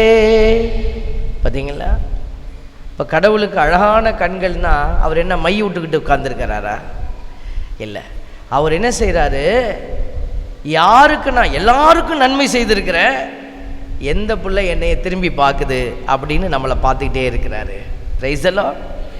அப்போ பாருங்க, கடவுள் இன்னைக்கு நமக்கு எவ்வளோ பெரிய ஆசீர்வாதத்தை கொடுத்துருக்கிறாரு. தெரிந்தெடுக்கப்பட்ட வழிமரபு, அரச குருக்களின் கூட்டம். யாரு நம்ம? அரச குருக்களின் கூட்டம். இங்கே எத்தனை பேர் குருவாக இருக்கிறீங்க? நானும் சாமியார் தான். நானும் குரு. சாமியார்னு சொல்ல முடியாது, குரு அப்படின்னு சொன்னால் எத்தனை பேர் நானும் குருன்னு சொல்லுவீங்க? 1 2 3. சரி, ஓகே. கேள்வி கொஞ்சம் கன்ஃபியூஸாக இருக்குன்னு நினைக்கிறேன். எத்தனை பேர் அபிஷேகம் வாங்கியிருக்கிறீங்க? சரி, இந்த கேள்வியும் புரியல நினைக்கிறேன். எத்தனை பேர் ரட்சிக்கப்பட்டிருக்கிறீங்க? இப்போ இதுதான் பிரச்சனை. இப்போ நிறைய பேர் பைபிள் எடுத்துக்கிட்டு இப்படி தான் வீட்டுக்கு வராங்க. இப்போ வெள்ளையும் சொல்லையுமா பேண்ட் ஷர்ட்லாம் போட்டுக்கிட்டு இப்படி பைபிளை வச்சுட்டு வந்து கதவை தட்டினோனையும் நமக்கு புரியாதுல்ல. நம்ம வீட்டுக்காரங்க நிறைய பேருக்கு கணவன்மாரெலாம் கோயிலுக்கு கூட ரொம்ப போகிறதில்ல. அப்படி போனாலும் இப்படி ஓரமாக நின்றுட்டு வந்துடுவாங்க. அப்படி பைபிளை பார்த்தோன்னே அவங்களுக்கு படப்படப்படன்னு கை காலெலாம் ஆடிடும். வாங்க, என்ன பண்ணுறது அப்படி, நீங்கள் ரட்சிக்கப்பட்டிருக்கீங்களா? ரட்சிப்பா, ஐயோ என்னன்னு தெரியலையே. அபிஷேகம் வாங்கியிருக்கீங்களா? அபிஷேகம் சகோதர ஆருக்கு மாரி இந்த பிரதர் எதை கேட்குறாரு பாரு மேம். ஆம்பளைங்கள்ட்ட ஒரு நல்ல குணம், கேள்விக்கு பதில் தெரியலன்னா தெரியலன்னு சொல்ல மாட்டாங்க, வீட்டுக்காரம்மாவை கூப்பிட்டு விட்ருவாங்க. அம்மாமார்களுக்கெல்லாம் ஒரு நல்ல குணம், தெரியலன்னா தெரியலன்னு சொல்ல மாட்டாங்க, தெரிஞ்ச மாதிரியே பேசுவாங்க. ஒரு ஆம்பளைக்கிட்ட போய் சாப்பிட்டீங்களான்னு கேளுங்களேன். சாப்பிட்டேன் பாதர். என்ன சாப்பிட்டீங்க? இட்லி சாப்பிட்டேன் பாதர். எத்தனை இட்லி? 2 இட்லி. ஒரு கேள்விக்கு ஒரு பதில் தான் வரும். இதே அம்மா கிட்ட போய் கேளுங்க, என்னம்மா சாப்பிட்டீங்களாம்மா? ஆமாம் பாதர், நேற்று மாவு ஆட்டியிருந்தேன் பாதர், அதில் தான் பிள்ளைகளுக்கு இட்லி ஊற்றி கொடுத்தேன், ஸ்கூலுக்கு போயிட்டாங்க பாதர். மத்தியானம் அவங்க இதில் சாப்பிட்டுப்பாங்க ஸ்கூலில், ராத்திரி வந்தாங்கன்னா தோசை வீட்டுக்காரர் கேண்டீனில் சாப்பிட்றேன்னு சொல்லிட்டார் பாதர், நாளைக்கு காத்தாள். இதனால தான் வீட்டில் நிறையா பிரச்சனை. இங்கே ஓவர் பேச்சு, இங்கே பேச்சே இல்லை. 2 பேலன்ஸ் பண்ணுனா வீடு நல்லாயிருக்கும். கொஞ்சம் குறைக்கணும், இது கொஞ்சம் கூட்டணும். அதனால் வீட்டுக்காரமா, என்னங்க பிரதர், என்ன பிரதர், என்ன பிரதர் இல்லைப்பா, ரட்சிக்கப்பட்டிருக்கீங்களா? ரட்சிப்பா, ஐயோ என்னன்னு தெரியலையே. அபிஷேகம் வாங்கியிருக்கீங்களா குடும்பத்தில் எல்லாரும்? அபிஷேகம் எங்கே பிரதர்? இந்த சூசியப்பர் கோயிலுக்கு தான் போயிடுறேன். இந்த சாமியார் அந்த அப்பத்தை தான் இந்த மட்டும் கொடுக்குறாங்க, ரசத்தை அவர்களே மடக்குன்னு குடிச்சிக்கிறாருப்பா. ஒரு பாட்டில் கொடுத்தா நல்லாயிருக்கும். அபிஷேகம் ஒன்றும் ஃபுல்லாக வந்த மாதிரி தெரியல. அபிஷேகம்னா என்னன்னு தெரியல. என் தேவ பிள்ளையே நல்லா புரிஞ்சுக்கங்க. இன்றைக்கி ஏமாத்துக்கிற மக்கள் நிறைய பேர் சுற்றி வராங்க. அவங்க ஆதாயத்துக்கு சுற்றி வராங்க. அது நமக்கு ஏமாற்றம் தானே. அவங்க ஏமாத்துறாங்கன்னு நான் சொல்ல மாட்டேன். நான் சொல்லுவேன், நீ ஏமாந்துடாதன்னு சொல்கிறேன். அவ்வளோதான். தேவ பிள்ளைகளை நம்ம புரிஞ்சுக்க கொள்ள வேண்டிய விஷயம், இந்த தெரிந்தெடுக்கப்பட்ட வழிமரபு அரச குருக்களின் கூட்டம் அப்படிங்கிற வார்த்தைக்கான அர்த்தம் என்ன? இப்போ நீங்கள் நம்ம எல்லாரும் அங்கேருந்து சாமியார் உடுப்பு போட்டுக்கிட்டு இங்கே வந்தார், பார்த்தீங்க தானே? குருக்கள் ஞாயிற்றுக்கிழமை பூசையில் அங்கே உடுப்பு போட்டுக்கிட்டு வராங்க, அப்படி தானே? என்ன பார்த்தீங்களா? அப்போ ஏன் அங்கேருந்து வராரு? குட்டி பிள்ளையெல்லாம் சொல்லுங்கள், ஏன் சாமியார் அங்கேருந்து வராரு? ஒரு பையன் சொன்னால் அவர் வரும்போதே பார்த்துட்டே வருவாராம், யார் யார் வந்திருக்கா, யார் யார் வரல. அந்தோணி சாமி வரலை, ஆலிஸ் அக்கா வரலை, அட்டண்டன்ஸ் போட்டுக்கிட்டு வரதுக்காக அங்கேருந்து வரல. இன்னொரு பையன் சொன்னான், வருகை பாட்டு 2 ஸ்டான்ஸாக பாடுற வரைக்கும் அவங்க அப்படி நடந்து வருவாங்க மெதுவா, அதுக்காக வரல. பாருங்க, பொது குருத்துவம் பணி குருத்துவம் 2 குருத்துவம் இருக்குது. பொது குருத்துவம், நீங்கள் எல்லாம் திருமுழுக்கு வாங்கினப்போ இயேசு கிறிஸ்துவிடமிருந்து இறங்கி வந்த குருத்துவம் உங்களை அபிஷேகித்தது. Price the Lord. ஒரு குருவை திருநிலைப்படுத்தின போது, ஒரு குருவை அபிஷேகித்த போது, ஆயரால குரு அபிஷேகம் வாங்குறாருல, அப்போ என்ன செய்கிறாங்க? குருவானவருடைய கையில் என்ன எண்ணெய் பூசுனாங்க? கிறிஸ்மா ஆயில். ஒரு பையன் சொன்னான் கரிஸ்மா ஆயிலாம். அந்தம்மா தடவுற எண்ணெயை நம்ம ஏன் தடவணும்? அந்த மாதிரி நடிகையாமா. அவங்க எண்ணெய் இல்லை, இது கிறிஸ்மா நம்மை தூய்மைப்படுத்துகிற ஒரு எண்ணெய். அந்த எண்ணெயை பூசி தான் ஒரு குருவை ஆயர் அபிஷேகம் பண்ணுறாரு. அதே எண்ணெய் தான் ஒரு குருவாக இருக்கிறவரை கூப்பிட்டு அவர் தலையில் இதே எண்ணெயை ஊற்றித்தான் அவரை ஆயராக திருநிலைப்படுத்துகிறாங்க. என் தேவ பிள்ளையை நல்லா கவனிங்க. ஒரு மனிதரை குருவாக உயர்த்த எந்த எண்ணெய் பயன்படுத்தப்பட்டதோ, ஒரு குருவை ஆயராக உயர்த்த எந்த எண்ணெய் பயன்படுத்தப்பட்டதோ, அதே பரிசுத்தமான எண்ணெய் தான் உங்களை திருமுழுக்கில் அபிஷேகித்து உயர்த்தியது. பிரைஸ் தி லார்ட், ஹல்லேலூயா. ஆண்டவர் உன்னை கருவிலேயே தெரிந்தெடுத்துட்டாரு, நீ வெளியில் வர வரைக்கும் காத்திருந்தார், அவ்வளோதான். உங்களை அபிஷேகத்தின் எண்ணெயில் ஆசீர்வதிச்சிருக்கிறார். இதில் என்ன நடந்துச்சுன்னா, ஆவியானவர் உங்ககிட்ட வந்தார். அப்போது நீங்கள் குருத்துவ அபிஷேகத்தை பெற்றுக்கொண்டீருங்க. அதனால தான் நம்ம நன்மை கொடுக்கும்போது கிறிஸ்தவர்கள் மட்டும் வாங்குங்கன்னு சொல்கிறோம். மற்றவங்கெல்லாம் தகுதி இல்லைன்னா எந்த விதத்தில் தகுதி இல்லை, அவங்க இந்த குருத்துவத்தில் உள்ளே வரலை. இப்போ புரியுதுங்களா? அப்போது நீங்கள் ஞானஸ்தானம் பெற்றுக்கொண்ட எல்லாருமே இயேசுவின் குருவாக இருக்கிறீங்க, இயேசுவின் குருத்துவத்தில் பங்கெடுத்திருக்கிறீங்க. இப்போ சொல்லுங்கள், அபிஷேகம் வாங்கினவங்கெல்லாம் கரங்களை உயர்த்தி ஆண்டவருக்கு ஒரு அல்லேலூயா சொல்லுவோமா? அல்லேலூயா. பாதி வாங்கினவங்க இப்படி வச்சுக்கோங்க, முழுசாக வாங்கினவங்க தூக்குங்க. Price the Lord. கை கீழே போடுங்க. இன்னும் நான் வாங்கலை ஃபாதர், ஞானஸ்தானமே வாங்கலைங்கிற மட்டும் சொல்லுங்கள். அல்லேலூயா.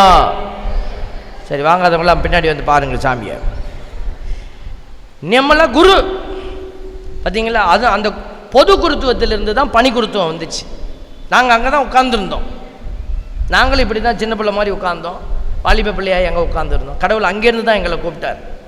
அப்போ பொது குருத்துவத்திலிருந்து தான் இந்த பணி குருத்துவம் வந்திருக்கு. இப்போ நீங்கள் அங்கே உட்காந்துக்கிட்டு சொல்கிறீங்க, அந்த சாமியார் பூசை வச்சா நல்லா வல்லமையாக இருக்கும், இவர் வந்தாருன்னா சும்மா மொயின்ட்டு போயிடுவார், ஒன்றும் நல்லா இருக்காது. இப்போ ஆசீர்வாதம் எங்கே இருக்குது? சாமியார்கிட்ட இருக்குதா, நம்ம கையில் இருக்குதா? நீங்கள் ஆசீர்வதிக்கப்படுவது உங்கள் கையில் இருக்கிற நம்பிக்கையில் இருக்குதா, இல்லை சாமியார்கிட்டேருந்து வருதா? ஆமாம், குருவானவர்கிட்டேருந்து ஆசீர்வாதம் உங்ககிட்ட வரல, ஆண்டவரிடமிருந்து வருகிறது. Price the Lord. குருவானவர் ஒரு பாவ நிலையில் இருந்தால் கூட நான் வைக்கிற பூசை மக்களுக்கு செல்லுபடியாகும், எனக்கு செல்லுபடியாகாது.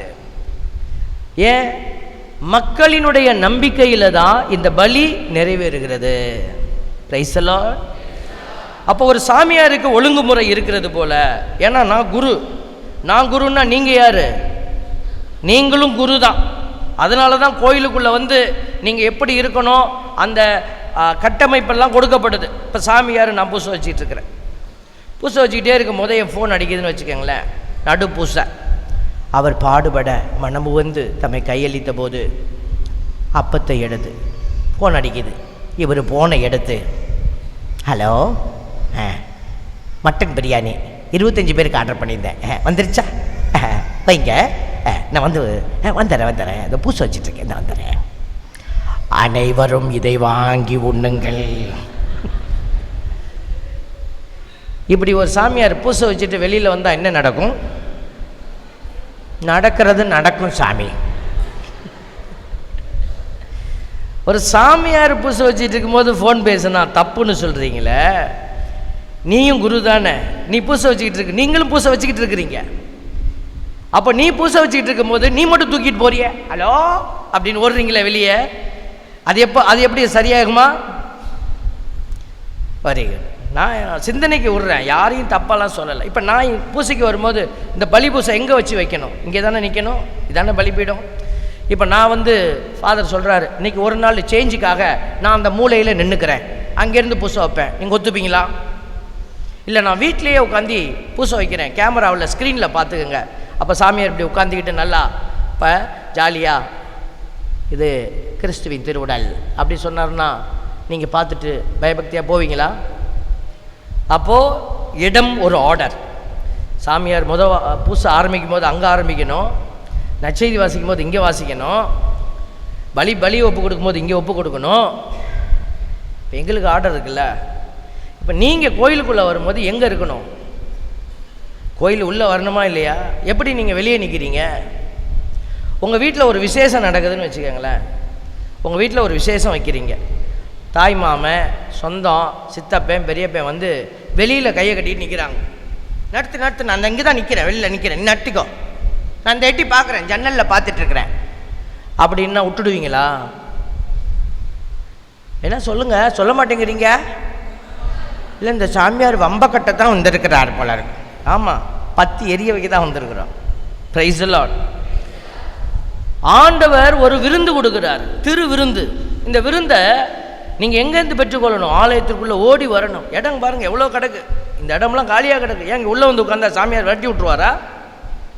சரி, சேர் எடுத்துகிட்டு வந்து இங்கிட்ட வந்து ஓரமாக போட்டு இப்படிலாம் உட்காந்தா ஃபாதர் வந்து இந்த பாருங்கள் இங்கெல்லாம் இடம் காலியாக இருக்குது, இங்கெல்லாம் வந்து உட்காந்தா சாமியார் எல்லாம் வெளியே போ சொல்லிடுவாங்களா? யார் உங்களை வெளியில்? அப்போ வெளியில் நிற்கிறது இடமே இல்லை, கோயில் ஃபுல்லாக பேக்டு, நான் வெளியில் நிற்கிறேன். ஓகே, கடவுளுக்கு தெரியும். நான் எப்போ வந்தாலும் நான் வெளியில் தான் நிற்பேன் அப்படின்னா, நிற்பது உன் கணவரோ உன் மனைவியோ உன்னுடைய குழந்தைகளோ பிள்ளைகளோ இருந்தால் அந்த வீட்டுக்கு அது சாபம். ஏன்னா நீ குருத்துவத்தினுடைய ஆர்டரை நீங்கள் மிஸ் பண்ணுறீங்க. அடுத்தது உடை. உடை வந்து ஒரு நல்ல ஒரு விஷயம். இன்றைக்கி உடையில் ஒரு பெரிய அவமானம் ஒன்று நிகழ்ந்துக்கிட்டு இருக்குது. இன்றைக்கி நம்ம பிள்ளைங்களுக்கு பாசத்தை காட்டுறோம், எல்லாத்தையும் காட்டுறோம், பணத்தை காட்டுறோம். போய் காசு கை நிறைய காசு கொடுத்து நம்ம என்ன செய்கிறோம்? அள்ளிட்டு வந்து அதில் கை இல்லாமல் கால் இல்லாமல் உள்ளே போட்டிருக்கிறதெல்லாம் தெரிகிற மாதிரி ஏதோ ஒன்று மாட்டிக்கிட்டு வந்து நிற்கிறீங்களே. சாமியார் உடுப்பு போடணுமா இல்லையா? சாமியார் அங்கி போட்டு உள்ளுக்குள்ளே போட வேண்டியதெல்லாம் போட்டு, அதுக்கு மேலே அங்கி போட்டு, அதுக்கு மேலே இந்த உடுப்பு போட்டு, இவ்வளோ எனக்கு தேவையா? இப்போ எனக்கு மட்டும் ஆர்டர் இருக்குது, நாளைக்கு நானும் கொஞ்சம் வித்தியாசமாக வரேனே, அங்கியில் கையே இல்லாமல் கொஞ்சம் காற்று போட்டுமே உள்ளலாம். ஏன் தொந்தியில் இப்படி ஒரு வட்டம் போட்டுக்கலாமே, நான் அப்படி துணியெல்லாம் தொங்குற மாதிரி, அப்படியே காற்றுல ஆடுற மாதிரி. இந்த ஒரு பக்கம் தொங்க விட்டு ஒரு பக்கம் தூக்குன மாதிரிலாம் ட்ரெஸ் வருது இல்லை, நாங்களும் அங்கேயே இப்படி இழுத்து போட்டுட்டு வரோமே. எங்களுக்கும் ஒரு ஃபேஷன் வேணும்ல. சரி, பொண்ணுங்க தான் அப்படி புதுசு புதுசாக கண்டுபிடிச்சி போகிறான்னா பயலுக பார்த்தா நமக்கு தான் ஒன்றுமே இல்லையே அப்படின்ட்டு இப்போ என்ன பண்ணுறான்? அவனும் பேண்ட்டெல்லாம் கிழிச்சிக்கிட்டு வரான். நல்ல பேண்ட்டு விலை கம்மியாக விற்கிது, கிழிஞ்ச பேண்ட்டு தான் கூட விற்கிது. ஒரு பையன் ஒரு தடவை பார்க்குறேன், பின்னாடி பை கிழிஞ்சி தொங்குது, அது உள்ளுக்குள்ளே ஏதோ சிவப்பு கலரில் தெரியுது. நான் கூட உள்ளே தான் தெரியுது போல இருக்கு நினச்சி நான் போய், இல்லை பின்னாடி கிழிஞ்சிருக்கடா தம்பி, இட்ஸ் ஓகே ஃபாதர் அப்படிங்கிறான். இட்ஸ் ஓகே இல்லைடா, அது பின்னாடி கிழிஞ்சிருக்குடா அப்படிங்கிற father. It's a fashion father. இது ஃபேஷன் இல்லை, பேஷன். இன்னைக்கு எங்களுக்கெல்லாம் அது வேதனை. பாருங்க, உடையில் அவமானம். கடவுள் கொடுக்குற காரியத்தில் கடவுளுக்குரியதே கடவுளுக்கு கொடு. வந்த அழைப்பை நம்ம மறந்துட்டோமே. கடவுளுக்குரியது எது? நீங்கள் எத்தனை மணிக்கு பூசை? 8 மணிக்கு. என் வீடியோ ஒன்று வைரலாக போயிட்டு இருந்துச்சு. 8 மணி பூசைக்கு 8:30 மணிக்கு வந்து நீ எட்டி எட்டி பார்த்தா உனக்கு ஆசீர்வாதம் கிடைக்குமா? கொஞ்சம் பேர் பார்ப்பாங்க, என்ன புதுசாக ஒரு சாமியார் நிற்கிறாரு, பங்கு சாமியாரை மாற்றிட்டாங்க போல இருக்கு. பிள்ளையில் 8 மணி பூசைன்னா எத்தனை மணிக்கு உள்ளே இருக்கணும்? 8 மணிக்கு பூசைன்னா 7:55 59க்கு உள்ளே இருக்கணும். இது கட்டளை. நம்ம கட்டளையில் நிற்கக்கூடாது, கட்டளையை தாண்டி அன்பில் நிற்கணும். அன்பில் நிற்கிறவங்க எத்தனை மணிக்கு உள்ளே வருவாங்க? 7:30க்கே வருவாங்க. ஒரு அரை மணி நேரம் முன்னாடி போவோம், போய் ஆண்டவரோட பேசுவோம். சரி, உள்ளே வந்தீங்களே, ஆண்டவர்கிட்ட பேசுனீங்களா? உள்ளே வந்தீங்க, அக்கா வந்துடுச்சான்னு தெரியல, பையன் வந்துட்டானான்னு தெரியல, ஏன் இந்த அம்மா இவ்வளோ செண்டு போட்டு வந்திருக்கு, ஏன் இந்த அம்மா பட்டு போட, ஐயோ இந்த புடவை சூப்பராக இருக்கே, எங்கே? நம்ம எல்லாத்தையும் பார்த்தோம். உன் தேவன் உனக்காக இந்த வாரம் பூரா காத்திருந்தார், என் பிள்ளை வரும், என் பிள்ளையோட நான் பேசணும்னு காத்திருந்தார். உள்ளே வந்த உடனேயும், அப்பா நல்லா இருக்கீங்களாப்பா, நான் உங்களை பார்க்குறதுக்காக ஓடி வந்தேன், நான் உங்களை பார்த்துட்டேன், I am really very happy, இந்த வாரம் முழுசாக எங்களை வழி நடத்துனீங்களே அப்படின்னு இந்த தகப்பன்ட்ட நீங்கள் எவ்வளோ விஷயம் பேசியிருக்கலாமே. யோசிச்சு பாருங்களேன். அப்போ பாருங்கள், நம்ம அரச குருக்களின் கூட்டம். அப்போ நீங்கள் ஒரு குருவாய் செயல்பட்டால் தான் நீங்கள் ஆண்டவருடைய உண்மையான அந்த ஆசீர்வாதத்தை உணர்ற பிள்ளைகள். தெரிந்தெடுக்கப்பட்ட வழிமரபு, அரச குருக்களின் கூட்டம், தூய மக்களினம், அவரது உரிமை சொத்தான பிள்ளை. தூய்மையாக இருக்கணும்.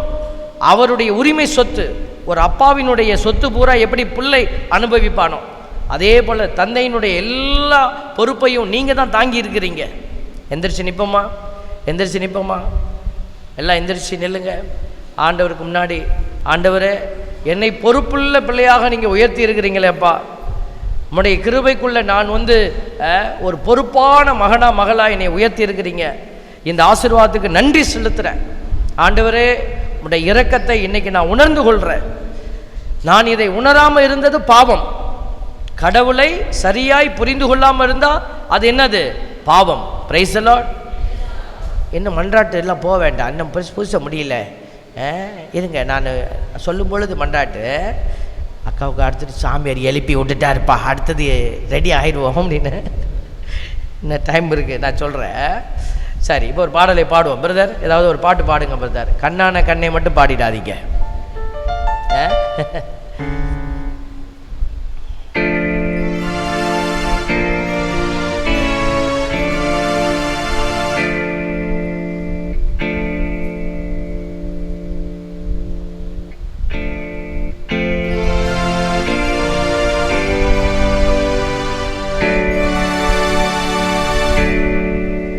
உனக்குள்ளே உன் இயேசு என்றும் பெரியவரே, நீ அறியாததும் உனக்கு எட்டாததுமான பெரிய காரியங்கள் செய்திடுவார். நீ அறியாததும் உனக்கு எட்டாததுமான பெரிய காரியங்கள் செய்திடுவார். கரம் தட்டி எல்லோரும்.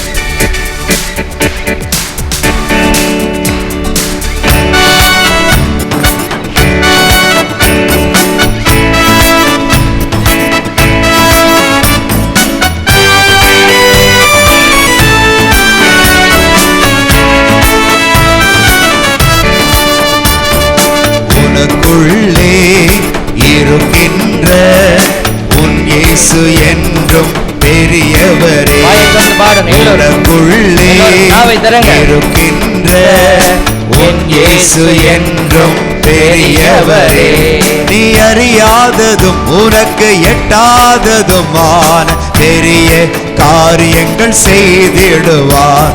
நீ அறியாததும் உனக்கு எட்டாததுமான பெரிய காரியங்கள் செய்திடுவார். உனக்குள்ளே இருக்கின்ற உன் இயேசு என்றும் பெரியவரே, உனக்குள்ளே இருக்கின்ற உன் இயேசு என்றும் பெரியவரே.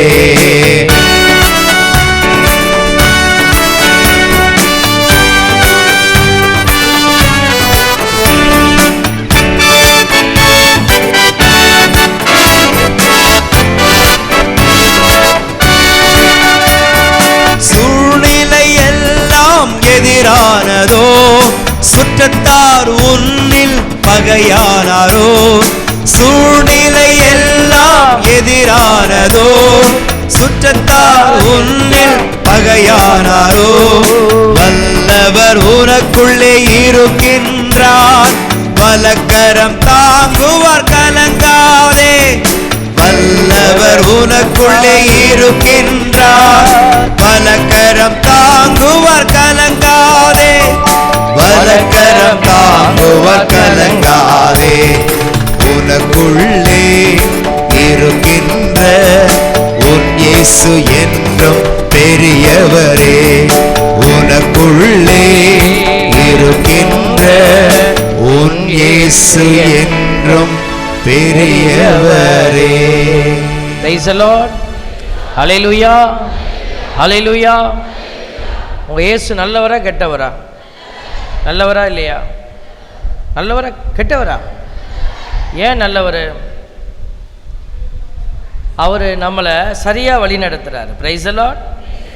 நம் இயேசு நல்லவர். சொல்லுங்க. நம் இயேசு நல்லவர். என்ன செய்ய மாட்டார் ஒருபோதும். இப்போ இவ்வளோ நேரம் இங்கே வந்து உட்கார்ந்துருக்கிறோமே, இதுக்கு அவர் பதில் கொடுப்பாரா கொடுக்க மாட்டாரா? அதுக்கு அவருக்கு பணம் கொடுப்பாரா கொடுக்க மாட்டாரா? பணம் கொடுக்க மாட்டார், ஆசீர்வாதம் கொடுப்பாரு. ஹல்லேலூயா. ஆசீர்வாதம்னா என்ன? இப்போ நீங்கள் வீட்டை விட்டு வெளியில் இறங்குனீங்க, உங்கள் வீட்டிலேருந்து ஒரு 3 படி இருக்கும் இல்லையா, 2 படி இருந்திருக்கும். எல்லா வீடுனா வாசப்படி இருக்கும் இல்லையா? இறங்கும்போது அப்படியே கால் நழுவி அப்படியே மூஞ்சி குப்புற விழுந்து முன்னாடி பல்லு 2 உடஞ்சி போச்சு. நல்லா இருந்திருக்குமா? கடவுள் அப்படி செய்ய வச்சாரா? உங்களை தாங்கி தூக்கிட்டு வந்தாரா இல்லையா? அதே மட்டும் தூக்கிட்டு போகிற இந்த வாரம் பூரா காப்பாற்றினாரா இல்லையா? பிரைஸ் எல்லாம் சொல்லுங்க. நம் இயேசு நல்லவர், ஒருபோதும் கைவிடார். பிரைஸ் எல்லாம். நம் இயேசு நல்லவர், ஒருபோதும் கைவிடார், ஒரு நாளும் விலகிடா. பக்கத்தில் கை கொடுத்து சொல்லுங்களேன், இயேசு கைவிட மாட்டார் சொல்லுங்க. பக்கத்தில் கை கொடுத்து சொல்லுங்க. சண்டை போடும்போது மட்டும் எவ்வளோ சீரியஸாக சண்டை போடுறோம், ஆனால் ஆண்டவர் நல்லது செய்வார்னு சொல்லும் போது கை வரமாட்டேங்குது. ஏன்னா நல்ல வார்த்தை சொல்கிறதுக்கு பிசாசு விடாது. இதே பக்கத்தில் இருக்கிறவங்க நீ எல்லாம் மூஞ்சி மொச்சரட்டி நாசமாக போயிட்டு, அது மட்டும் படக்குன்னு வரும். பிள்ளைகளை திட்டுறது, மனைவியை கணவனை திட்டுறது ஈஸியாக வரும். ஆண்டவர் நல்லவர், உனக்கு நல்லது செய்வார் அப்படின்னு சொல்லுங்க. என்னக்க நல்ல ஏன் நல்ல வார்த்தையை சொல்லும் பொழுது சந்தோஷமா சொல்லணும். Price the Lord. கை தட்டி பாடுங்க. நம் இயேசு நல்லவர், ஒருபோதும் கைவிடா, ஒரு நாளும் விலகிடா. பாடுங்க. ஒருபோதும் கைவிடா, ஒரு நாளும் விலகிடா. சரி, கொஞ்சம் பேர் வாயவே திறக்கலையே. ஏன்? இயேசு உங்களுக்கு நல்லவரா தெரியலையா? ஆமாம் சாமி. எங்க சாமி? இப்படி குரங்க ஒரு குரங்க கட்டி வச்சுட்டாங்க. அந்த குரங்கு, நீ நினைக்கிற குரங்க கூட ஆண்டவர் நினைச்சாருன்னா அழகா காட்டுவார். பிரைஸ் எல்லாம். உன் பார்வையை மாற்றி கொடுப்பாரு. குரங்க உத்து பார்த்தா கூட குரங்கு அழகா தெரியுமா? பிரைஸ் எல்லாம். கடவுள் மனுஷனை படைக்கும் போது எப்படி படைச்சாரு? அவருடைய அவருடைய சாயல்ல படைச்சார். அப்போ உன் பக்கத்தில் இருக்கிற உன்னுடைய சகோதரன், சகோதரி, மனைவி, கணவன் எல்லாருமே கடவுளுடைய சாயலோட இருக்கிறாங்க. பிள்ளைகள், அப்பா அம்மா. நமக்கு ஒரு சில நேரம் அவங்கள தப்பா தெரியும்.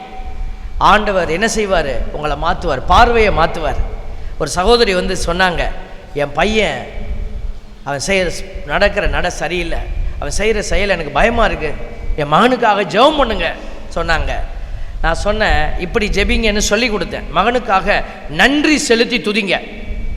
டெய்லி இந்த மகனை வயிற்றில் வச்சிங்களே ஆண்டவரே நன்றி துதிங்க. இந்த மகனை கையில் காட்டினீங்களே நன்றி துதிங்க. ஹல்லேலூயா ஹல்லேலூயான்னு ஒன்றையும் சொல்லி சொல்லி துதிங்க அப்படின்னு நல்ல ஒரு தாய் துதிச்சிருக்கிறாங்க. ஒரு வாரம் 10 நாள் கழித்து வந்தாங்க. ஃபாதர் ரொம்ப நன்றி ஃபாதர். நாங்கள் என்ன ஆச்சு அப்படின்னு, என் கடவுள் எனக்கு கண்ணை திறந்துட்டாரு.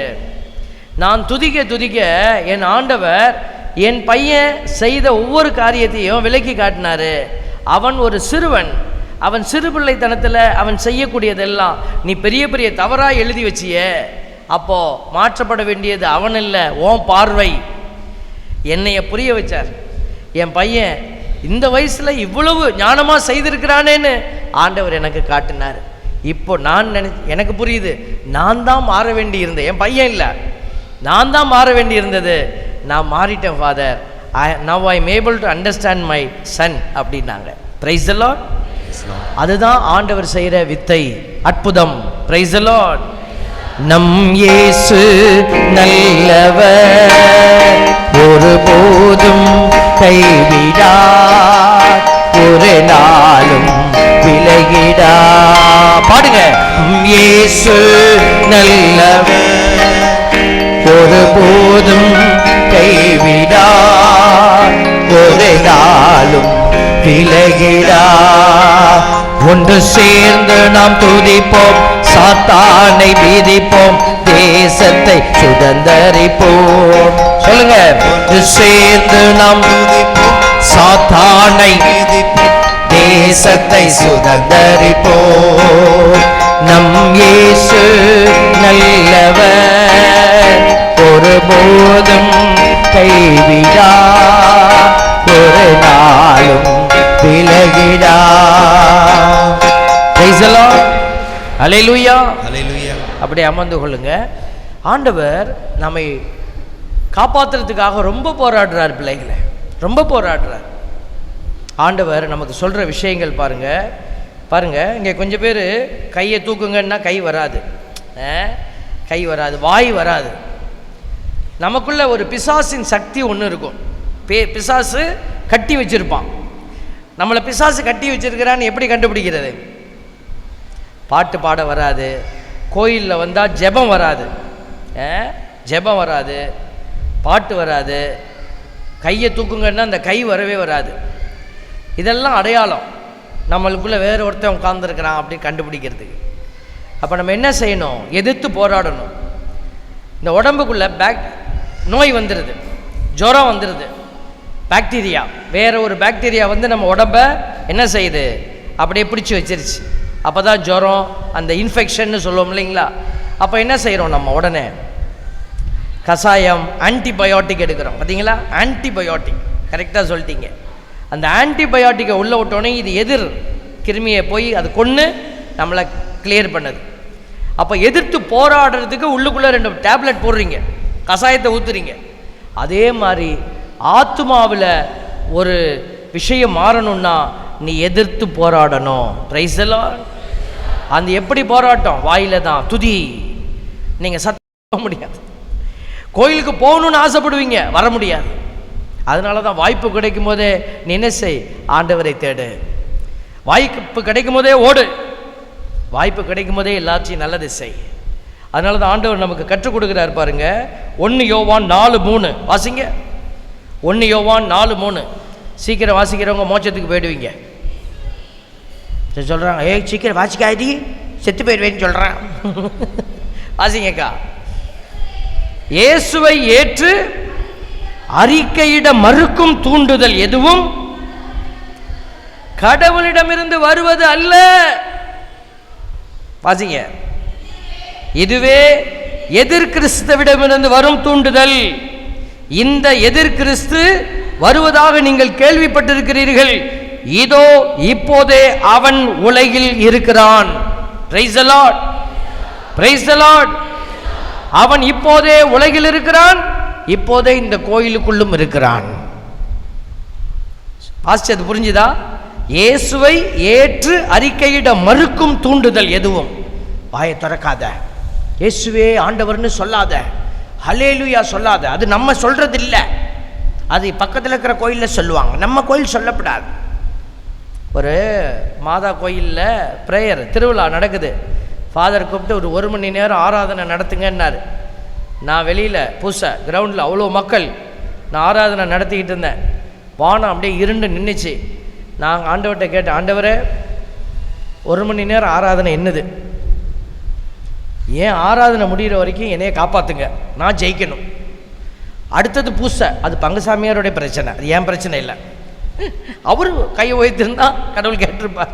இந்த சாமி இல்லை, அங்கே இருக்கிற சாமி. பூசை முடிகிற வரைக்கும் ஆண்டவர் அப்படியே வானத்தை இறுக்கி பிடிச்சிருந்தார், அந்த ஆராதனை முடிகிற வரைக்கும். அப்புறம் பூசை ஆரம்பித்து கொஞ்ச நேரத்தில் மழை வந்துருச்சு. எல்லோரும் அப்படியே கோயிலுக்குள்ளே வந்துக்கிட்டு இருக்கும்போது ஒரு அம்மா என்னை வந்து அப்படியே முறைச்சிச்சு, மேலே கீழே. எனக்கு ஏன் இந்த அம்மா அப்படி முறைக்கிறாங்கன்னு தெரியல. சிரிப்போமேன்னு சிரித்து வச்சு பார்த்தேன், ஏன்னு சிரிப்பே வரல. திருப்பி கேட்டேன், என்னம்மா பிரச்சனை, இந்த முறைக்கிறீங்க அப்படின்னு. மாதா கோயிலில் வந்து யாராவது அல்லேலுயா அல்லேலுயான்னுவாங்களா? இந்த சொன்னில்ல, அதான் ஊற்றுது அப்படின்னு. மனசுக்கு ரொம்ப சந்தோஷம் ஒரு பக்கம், ஒரு பக்கம் வருத்தம். மாதா கோயிலில் அல்லேலியா நான் சொன்னதுனால தான் மழை பெய்யுதுன்னு சொன்னிச்சேன், அதனால் ஒரு சந்தோஷம். ஆனால் மாதா கோயிலில் அல்லேலியா சொல்லக்கூடாதுன்னு யார் சொல்லி கொடுத்தா தெரியல. அறியாத பிள்ளைகள் இன்றைக்கி இருக்கிறாங்க. பிரைஸ் எல்லாம் அல்லேலியா சொல்லலாமா அந்த கோயிலில், சூசைபர் கோயிலில்? மாதா கோயிலில் சொல்லக்கூடாதான், சூசையப்பர் கோயிலில் சொல்லலாமா? சொல்கிறீங்களா? எங்கே சொல்கிறீங்க? பூசையிலேயே சொல்கிறோம். பார்த்தீங்களா? வார்த்தையான தேவன், வார்த்தையான தெய்வத்தை நம்ம புகழ்கிறதுக்கு முன்னாடி யாரை புகழ்கிறோம்? நற்செய்தி வாசகம் கிறிஸ்துவினுடைய மாட்சி மகிமை. கிறிஸ்துவை மகிமைப்படுத்துறதுக்கு முன்னாடி யாரை மகிமைப்படுத்துகிறோம்? பிதாவை மகிமைப்படுத்துகிறோம். ஹல்லேலூயான்னா ஹல்லெல் புகழ்ச்சி. ஹல்லெல்னா என்னவா? அது எபிரேய வார்த்தை. ஹல்லெல் அப்படின்னா புகழ்ச்சி. லூ டு யூ, உமக்கு. யாவே, யாவேங்கிற தெய்வத்தினுடைய பெயரை மரியாதைக்காக சுருக்கி வச்சிருக்கிறாங்க. அப்போ ஹல்லேலூயான்னா praise to you Yahweh. Praise எல்லாம். ஒரு ப்ரேயர் கூட்டத்துக்கு போயிருந்தேன். அங்கே ஹல்லேலூ ஹல்லேலூ ஹல்லேலூன்னு நடத்திக்கிட்டு இருந்த ஒரு சிஸ்டரே கத்திக்கிட்டு இருந்தாங்க. சில சாமியாரும் அப்படி தான் கத்துறாங்க. ஒரு சில இடத்துல நான் கேட்டிருக்கிறேன். பாருங்கள், பிசாசு எவ்வளோ தூரம் வார்த்தையை ட்விஸ்ட் பண்ணிடுறான் பாருங்களேன். வார்த்தையை நாக்கு அப்படியே ட்விஸ்ட் பண்ணி விட்டுறான். இதெல்லாம் எனக்கு புரியல. நான் எபிரேயம் படிக்க போனேன். பைபிள் படிக்கும் போது தான் இதெல்லாம் புரிஞ்சுது. பாருங்கள் பிசாசு எப்படி விளையாடுறான் அப்படின்னு. ஹல்லேலூ அப்படின்னா டு யூ, உமக்கு. ஹல்லேலூனா மீ, எனக்கு. ஏலி, ஏலி, ஏல்னா காடு. ஏலி அப்படின்னு வந்தா மை காட், என் கடவுள். மீ என்னுடைய, எனதுன்னு அர்த்தம். அப்போ ஹல்லேலூனா என்ன அர்த்தம்? மகிமை எனக்கு. ஹல்லேலூயா அப்படின்னு சொன்னாங்கன்னா அது என்ன அர்த்தம்? நான் தான் யாவே, எனக்கு மகிமை உண்டாகட்டும் அப்படின்னு சொல்கிற நபர் சொல்கிறார். சின்ன எழுத்தில் ஒரு ட்விஸ்ட் பார்த்தீங்களா? அதனால தான் சொல்கிறோம், கரெக்டாக ஆண்டவருடைய பிள்ளைகள் சரியானதை பிடிச்சிக்கொள்ளணும். ஹல்லேலூயா, பிரைஸ் தி லார்ட். ஹல்லேலூயா. இது என்ன வார்த்தை? பிதாவே உமக்கு மகிமை உண்டாகட்டும். இவ்வளோ பெருசாக சொல்கிறதுக்கு தான் நீங்கள் சுருக்கமாக சொல்கிறீங்க ஹல்லேலூயா ஹல்லேலூயா ஹல்லேலூயா ஹல்லேலூயா ஹல்லேலூயா அப்படின்னு. இப்போ தூய ஆவியானவர் உங்களை நல்லா இப்படி நீங்கள் நிறைய நல்லா உணர்ந்து உண்மையாகவே கடவுளை துதிச்சுக்கிட்டே இருந்தீங்கன்னா உங்களுக்கு ஆவியானவர் சந்தோஷப்பட்டுட்டாருன்னா என்ன செய்வார்? உங்களுக்கு ஒரு கிஃப்ட்டு தருவார். இப்போ இந்த ஹல்லேலூயாவை நீங்கள் ஒரு நிமிஷம் ஒரு சொடக்கு போட்டால் ஹல்லேலூயா ஹல்லேலூயா ஹல்லேலூயா ஹல்லேலூயா ஒன்று தானே வருது. இப்போ ஒரு சொடக்கில் 2 தடவை சொல்ல வச்சிரு, ஹல்லேலூயா ஹல்லேலூயா ஹல்லேலூயா ஹல்லேலூயா ஹல்லேலூயா. இதை அதிகப்படுத்துவார். இதுதான் பரவச பேச்சு. அப்போது நீங்கள் பேசுகிறது எங்களுக்கு வெளியில் இருக்கிற மற்றவங்களுக்கு எப்படி இருக்கும்? ஏதோ புலம்புறது மாதிரி இருக்கும். ஆனால் இந்த நாக்கு ஒரு ஒரு ஒரு செகண்டில் ஒரு 10 தடவை சொல்ல வச்சிருவார். பிரைஸ் எல்லாம். இதுதான் ஆவியானவருடைய சிறப்பு கொடை. ஏன்னா நீ ஆசையில் துதிக்கிற. அப்போது நம்ம கடவுளை அறிக்கையிடணுங்கிற வார்த்தையை ரொம்ப மனசில் வைங்க. இயேசுவை ஏற்று அறிக்கையிட மறுக்கும் தூண்டுதல் எதுவும் கடவுளிடமிருந்து வருவது அல்ல. அப்போ அது எங்கேருந்து வருது? எதிர் கிறிஸ்துவிடமிருந்து வரும் தூண்டுதல். அப்போ இந்த இடத்துல நீங்கள் ஆண்டவரை புகழ முடியல அப்படி நிற்கிறீங்கன்னாக்க நீங்கள் எதிர் கிறிஸ்துவின் சாட்சியாக நிற்கிறீங்க. நீங்கள் தான் அந்த கிறிஸ்து. எதிர் கிறிஸ்துன்னா பல பேருக்கு புரியாது. அந்த கிறிஸ்து பழைய வார்த்தை, அதை தான் ஆன்டி கிரைஸ்ட்டு. நீங்கள் எப்படி மாத்திரை போடுறீங்க? ஆன்டிபயோட்டிக் போடுறீங்கல்ல, அதே மாதிரி இது ஆன்டி கிரைஸ்ட். கிறிஸ்துவுக்கு எதிராக உங்களை நிப்பாட்டி வச்சிரும். அப்போ நீங்கள் இந்த கோயிலில் தான் நிற்பீங்க, ஆனால் கிறிஸ்துவுக்கு எதிராக நிற்பீங்க. அதனால தான் நம்ம சொல்லிக்கிட்டே இருக்கிறோம். இந்த பாவம் அப்படிங்கிற ஒரு வார்த்தை இருக்குது பாருங்க, அது நம்மளை எங்கே போய் நிற்க வைக்குதுன்னா இயேசு கிறிஸ்துவுக்கு எதிராக நிற்க வைக்குது. 12 சீடர்கள், யூதாசு இயேசுவுக்கு எதிராக நின்னான். அதனால தான் நம்ம சொல்கிறோம், ஜாக்கிரதையாக இருங்க. ஆண்டவருடைய பிள்ளைகள் இயேசுவுக்கு எதிராக நின்றக்கூடாதுன்னு தான் ஆண்டவர் பாவத்தை கழுவி உங்களை பரிசுத்தப்படுத்தி அவருடைய திட்டத்திற்குள்ளே கூட்டிகிட்டு வர்றதுக்கு நிறைய முயற்சி செய்கிறாரு. அவர் செய்ய வேண்டியதெல்லாம் செஞ்சிட்டார். வானத்தில் இருந்த தேவன் வடிவம் எடுத்தார், இறங்கி வந்தார், நம்மளோட தங்கினார். ஒரு நேரம் வந்தப்போ நம்ம உடல் நல்ல ஃபார்மிங் ஆன பிற்பாடு அந்த உடலை தூக்கிக்கிட்டு போய் கல்வாரி மலையில் அவர் கரங்களை விரித்து கொடுத்தாரு. எல்லாம் செஞ்சுட்டு சொன்னார், எல்லாம் நிறைவேறிற்று. பார்த்தீங்களா? இனிமேல் கடவுள் என்ன செய்யணும்னு நீங்கள் நினைக்கிறீங்க? இதுக்கு மேலேயும் நம்ம நினைக்கிறோம். என்ன சொல்கிறோம்? ஆண்டவரே எனக்கு இதை கொடுப்பா, இதை கொடுப்பா. இப்படியே கை எப்போ பார்த்தாலும் பிச்சைக்கார மாதிரியே இருக்குது. ஆண்டவர் கொடுத்ததை பெற்றுக்கொண்ட பிள்ளைகளாக நீங்கள் என்ன செய்யணும்? கொடுக்கணும். நம்மளுடைய கரம் கொடுக்கிற கரமாக மாறணும். இப்படியே நிற்கக்கூடாது. நம்மளுடைய கரம் கொடுக்கிற கரமாக மாறாததுனால இந்த பாவத்தினுடைய இயல்பு நம்மளை இப்படியே வச்சிருக்கு. எப்போ பார்த்தாலும் மனுஷங்கிட்ட யார் எனக்கு என்ன கிடைக்கும்? என் மாமியார் என்னை அன்பு செய்யணும், என் மருமவை என்னை அன்பு செய்யணும், என் வீட்டுக்காரர் என்னை அன்பு செய்யணும், என் பிள்ளைங்க என்னை அன்பு செய்யணும். பாருங்கள், பிச்சைக்கார மனநிலை. எதிர்பார்ப்பு தப்பு இல்லை. ஆனால் ஆண்டவர் என்ன சொல்கிறாரு? நீ பெறுகிறவனாக இல்லை, கொடு. அப்போது நம்மை கொடுக்க முடியாத நிலைமைக்கு கொண்டுட்டு போய் நிற்க வைக்கிறது எது? இந்த பாவம். அதனால தான் இந்த பாவத்தை குறித்து நம்ம புரிதலில் இருக்கணும்னு சொல்கிறோம். இப்போ பாவ சங்கீதனை கேட்க போகிறாங்க 11 மணிக்கு. இத்தனை பேர் இருப்பீங்க எனக்கு தெரியல. தயவுசெய்து இந்த வாய்ப்பை மிஸ் பண்ணிடாதீங்க. இயேசு சுவாமி அங்கே உட்கார்ந்துருக்கிறார். சாமியார் உட்காரல, இயேசு ஆண்டவர் அங்கே உங்களுக்காக காத்திருக்கிறார். பாருங்க, சீராக்கின் ஞான நூல் 5:2 சொல்லுது, உன் நாட்டங்களுக்கும் வலிமைக்கும் அடிமையாகாது. என்னுடைய நாட்டம் இதுதான், சாப்பிட்டுட்டு நல்லா தூங்கணும். இன்னைக்கு ஞாயிற்றுக்கிழமை, எல்லாத்துக்கும் ஒரு நாட்டம் இருக்குது. இன்னைக்கு ரெஸ்ட் டே. அதனால் நான் போய் படுத்து பூசை முடித்தோடனே போய் படுத்து நல்லா தூங்கணும்ப்பா, நல்லா டிவி பார்க்கணும். இது நம்மளுடைய நாட்டு. எல்லா நாளும் அப்படி தான் இருக்கிறோம். இன்றைக்கி ஒரு நாள் தவக்காலம், தியானம், பாலைவன அனுபவம். ஆண்டவர் 40 நாள் போய் பாலைவனத்தில் உட்கார்ந்தாரு.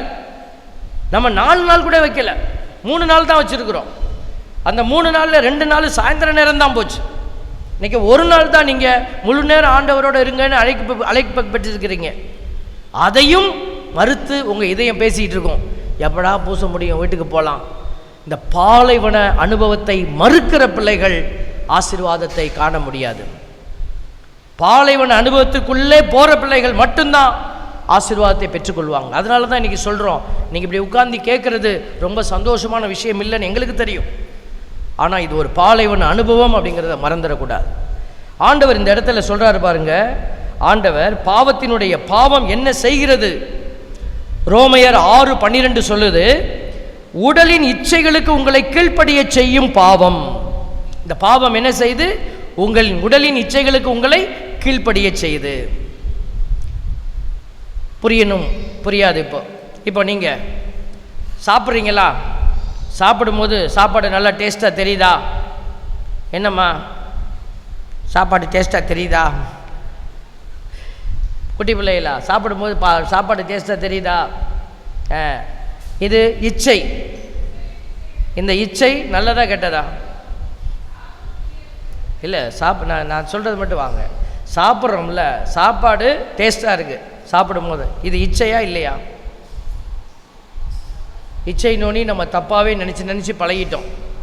இது உடலில் இருக்கிற அந்த சென்சஸ், அதை தான் இச்சைங்கிற வார்த்தை பயன்படுத்து. நம்ம சாப்பிடும்போது டேஸ்ட் தெரியுது, இது நல்லதா கெட்டதா? இது நல்லது. இது ஒரு இச்சை. கண்ணால் பார்க்குறோம், அழகழகாக தெரியுது எல்லாமே, இது நல்லதா கெட்டதா? இது உடலினுடைய ஒரு இச்சை, இது நல்லது. இப்போ நீங்கள் பாடல்களை கேட்குறீங்க காதில், இது நல்லதா கெட்டதா? இது ஒரு இச்சை, நல்லது. பாலியல் உணர்வு, ஒரு ஆண் ஒரு பெண் அப்படிங்கிறத உணர்கிறோம். ஒரு ஆணாக ஒரு பெண்ணின் மீது ஈர்ப்பும், பெண்ணாக ஒரு ஆணின் மீது ஒரு ஈர்ப்பும் வருதா வரலையா? பட்டாம்பூச்சி பறக்குதா? பறக்குது பாதர், பறக்குது. அது நம்ம தோட்டத்திலேயே பறந்துக்கிட்டு இருக்கணும், அடுத்த தோட்டத்துக்கு போகப்படாது. நான் உன்னை நினச்சினே இருக்கிறேன் தெரியுமா அப்படின்னு போகப்படாது. நம்மக்கிட்ட பறக்கிறது நல்லது. இல்லை, எனக்கு பறக்கவே இல்லைன்னா நீ டாக்டரை போய் பாரு. கடவுள் கொடுத்துருக்கிற ஒரு கிஃப்ட்டு பாலியல் உணர்வு, ஒரு ஆணாக பெண்ணாக நம்ம உணர்றது, அது ஒரு இச்சை, அது சரி. அது இல்லாமல் இருந்தால் உலகம் வளர முடியாது, இல்லை குழந்தைகள் பிறக்க முடியாது. அப்போ கடவுள் அதையும் வச்சிருக்கிறாரு, அது ஒரு நல்லது. அப்போ பாருங்கள், உடலில் இருக்கிற எல்லா இச்சையுமே நல்லது, அதனால தான் கடவுள் வச்சிருக்கிறார். Price the Lord. இந்த இச்சை கட்டுப்பாட்டை தாண்டி போச்சுன்னா அதுதான் பாவம். இப்போ பாருங்கள், நம்ம சாப்பிட்றோம், அளவோடு சாப்பிட்டு வளமோட வாழணும், நல்லா சாப்பிட்ணும். ஆனால் எப்போ பார்த்தாலும் தின்னுக்கிட்டே இருப்பேன். காலையிலேயே கறி மீன் இல்லாமல் என்னால் சாப்பிட முடியாது. கவிச்சம் இல்லாமல் சாம்பார் ரசம் வச்சுன்னா தட்டு பறக்கும். இதுக்கு பேர் என்ன சொல்கிறோம்? போஷண பிரியம். என்ன பிரியம்? சாப்பிட்றதில் பெரிய பிரியம். இதுதான் அந்த அந்த உணவுக்கான தேவையை நீங்கள் உசத்தி வைக்கிறது. அதுதான் சொல்லுது, இச்சைகளுக்கு, உடலின் இச்சைக்கு உங்களை கீழ்ப்படிய செய்வது பாவம். அப்போ நான் சாப்பிடணும், எனக்கு அப்போது பசிக்கு சாப்பிட்றது இல்லை, சாப்பிட்றதுக்காகவே நம்ம வாழ்கிறது. இப்போது பார்க்குறது இன்பம்தான். செல்ஃபோன் எடுத்துகிட்டு அப்படியே பார்க்குறீங்க, நல்லா இருக்குது, ஒரு கொஞ்ச நேரம் பார்க்கலாம், ஒரு 1/2 hour பார்க்கலாம். தொலைக்காட்சியை திறந்து வச்சுட்டு ஒரு 1/2 hour ஒரு சீரியல் பார்க்கலாம். சாயந்தரம் 5 மணிக்கு திறக்கிற டிவி ராத்திரி 10 மணிக்கு தான் மூடுறோன்னா இதுதான் அடிமை. நீ அந்த இச்சைக்கு அடிமையாக கிடக்கிற. செல்ஃபோன் எடுத்தால் டைம் போகிறதே தெரியல. இன்றைக்கி பிள்ளைங்கள்லாம் அப்பா அம்மா திட்டுவாங்கன்னு போர்வையை போத்திக்கிட்டு உள்ளுக்குள்ளே போட்டுட்ருக்கிற, கையை தடவிக்கிட்டே இருக்கிற. இது அடிமைத்தனம். இதை தான் ஆண்டவர் சொல்கிறார். பாருங்கள், பாட்டு கேட்குறது தப்பு இல்லை, நல்ல மியூசிக் கேட்கலாம், ஆனால் கண்டதையும் கேட்குறது, அவமானத்தின் பேச்சை பேசுகிறது, இதுதான் பாவம். அதை தான் ஆண்டவர் சொல்கிறார், உங்களை கீழ்ப்படிய செய்யும் இச்சைகளுக்கு உங்களை கீழ்ப்படிய செய்யும் பாவம். சாவுக்குரிய உங்கள் உடலின் மீது ஆட்சி செலுத்த விடாதீர்கள். அப்போ நீ என்ன செய்யாத, கண்ட்ரோலில் வையின்னு அர்த்தம். உடல் இச்சை நான் சொன்னேன் இல்லைங்களா, ஒரு ஆணுக்கு பெண்ணுக்கு ஈர்ப்பு. அதனால தான் கணவன் மனைவி கொடுக்கப்படுறாங்க. வாலிப பிள்ளைகள் இருக்கிறீங்க, கணவன் மனைவி உங்களுக்குன்னு கொடுக்கப்படுற வரைக்கும் நீ என்ன செய்யணும், அதை கட்டுப்பாட்டுக்குள்ளே வைக்கணும். நம்மளா உடனே தறிக்கட்டு தெரியக்கூடாது. நமக்கு யார் கிடைப்பா? இப்போ உலகம் எல்லாத்தையும் திறந்து விட்டுருக்கு. திறந்து விட்டு என்ன செய்கிறது, லிவிங் டுகெதர். எனக்கு ஒரு பாய் ஃப்ரெண்டு இல்லை, ஒரு கேர்ள் ஃப்ரெண்டு இல்லைன்னா இன்றைக்கி பள்ளிகளில் பிள்ளைகள் என்ன செய்கிறாங்க, அவமானமாக நினைக்கிறாங்க. ஒரு கவுன்சிலிங் வரும்போது ஒரு நபர் சொல்லுது, ஒரு நபர் வந்து வெளிப்படுத்துகிறாங்க. என்ன வெளிப்படுத்துகிறாங்க, எனக்கு இது மாதிரி பாய் ஃப்ரெண்டு கேர்ள் ஃப்ரெண்டே இல்லை, நான் தனிமையில் இருக்கிறேன். பாருங்கள், நம்ம படிக்க போனோமா இல்லை பாய் ஃப்ரெண்டோட என்ஜாய் பண்ண போகிறோமா? பாருங்கள், அது இச்சையினுடைய அடிமைத்தனம். அதனால தான் சொல்கிறோம், இன்றைக்கி கணவன் மனைவியாக இருக்கிறீங்க, ஒருத்தருக்கு ஒருத்தி, இது ரைட்டா? ஒரு கணவனுக்கு ஒரு மனைவி. ஒருத்தர் வந்து சொல்கிறாரு, ஷே ஃபாரினில் பிறந்திருக்கலாம் ஃபாதர், அங்கெல்லாம் 3 மாதத்துக்கு ஒருக்க ஆள் மாற்றிக்கிட்டே இருக்காங்களாம். நம்ம ஊரில் அவன் தே ஆர் ஒண்டரிங். அது சொல்லும்போது வெளிநாட்டு போயிட்டு வந்து சொல்கிறார், ஓய் how come in India keeping the same husband and wife you are living for 60 years, 60 வருஷமாக ஒரே புருஷனை ஒரே பொண்டாட்டியை மூஞ்ச பார்த்துட்டு வாழ்ந்துட்டு இருக்கிறீங்க, எப்படி வாழ்கிறீங்க அப்படின்னு கேட்குறாங்களாமா. அவர் ரொம்ப அங்கலாய்க்கிறார்.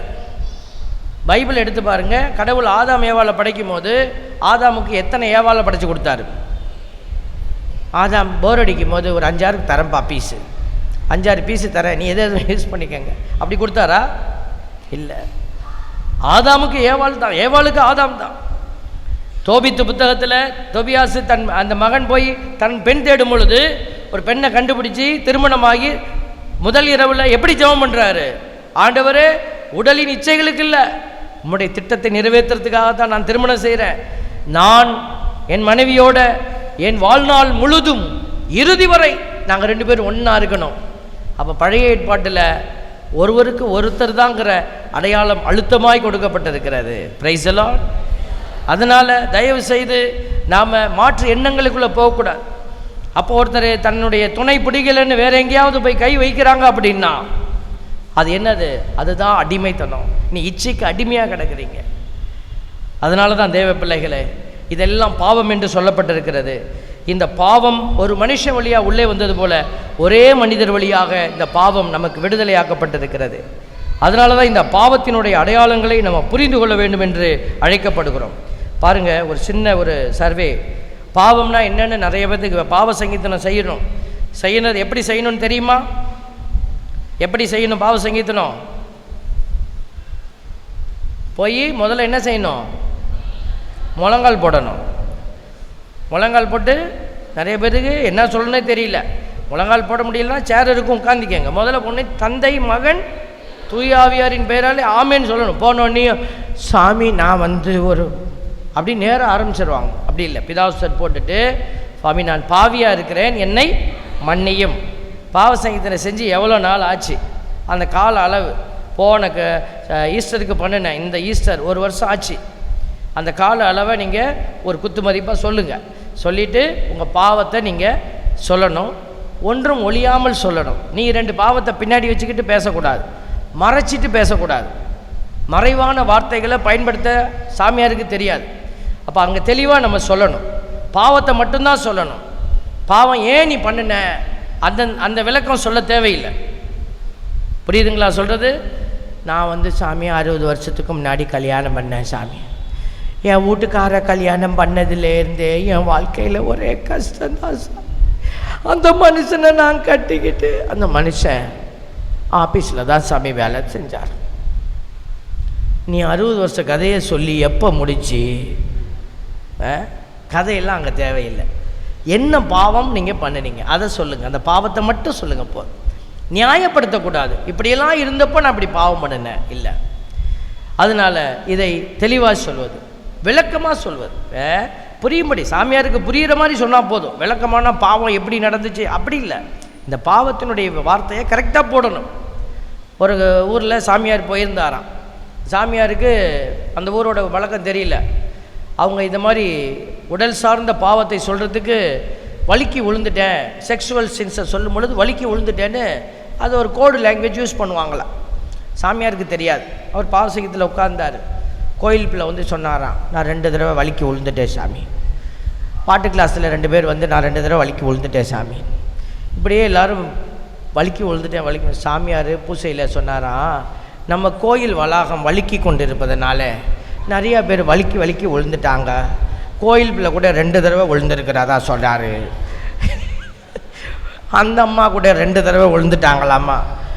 கோயிலில் ஒருத்தனுமே இல்லையா, எந்திரிச்சு ஓடிட்டாங்க எல்லாரும். அதனால் இந்த மாதிரி புரியாத மொழியிலெல்லாம் சொல்லக்கூடாது. என்ன பாவம் பண்ணணுமோ பாவத்தை தாழ்ச்சியோட. இந்த பாவ அறிக்கையில் என்ன நடக்குது? ரத்தம் சிந்துறீங்க. ஆண்டவர் எபிரேயருக்கு எழுதப்பட்ட திருமுகத்தில் சொல்கிறாரு, ரத்தம் சிந்துதல் இன்றி பாவ மன்னிப்பு இல்லை. நமக்காக இயேசு ரத்தம் சிந்திட்டார். இனிமேல் நீ கையை கிழிச்சு ரத்தம் சிந்த தேவையில்லை. ஆனால் வேறு விதமான ரத்தம் சிந்தணும். நீங்கள் பாவத்தை அறிக்கை செய்யும் பொழுது நீங்கள் உண்மையாகவே என்ன செய்கிறீங்க? ரத்தம் சிந்துறீங்க.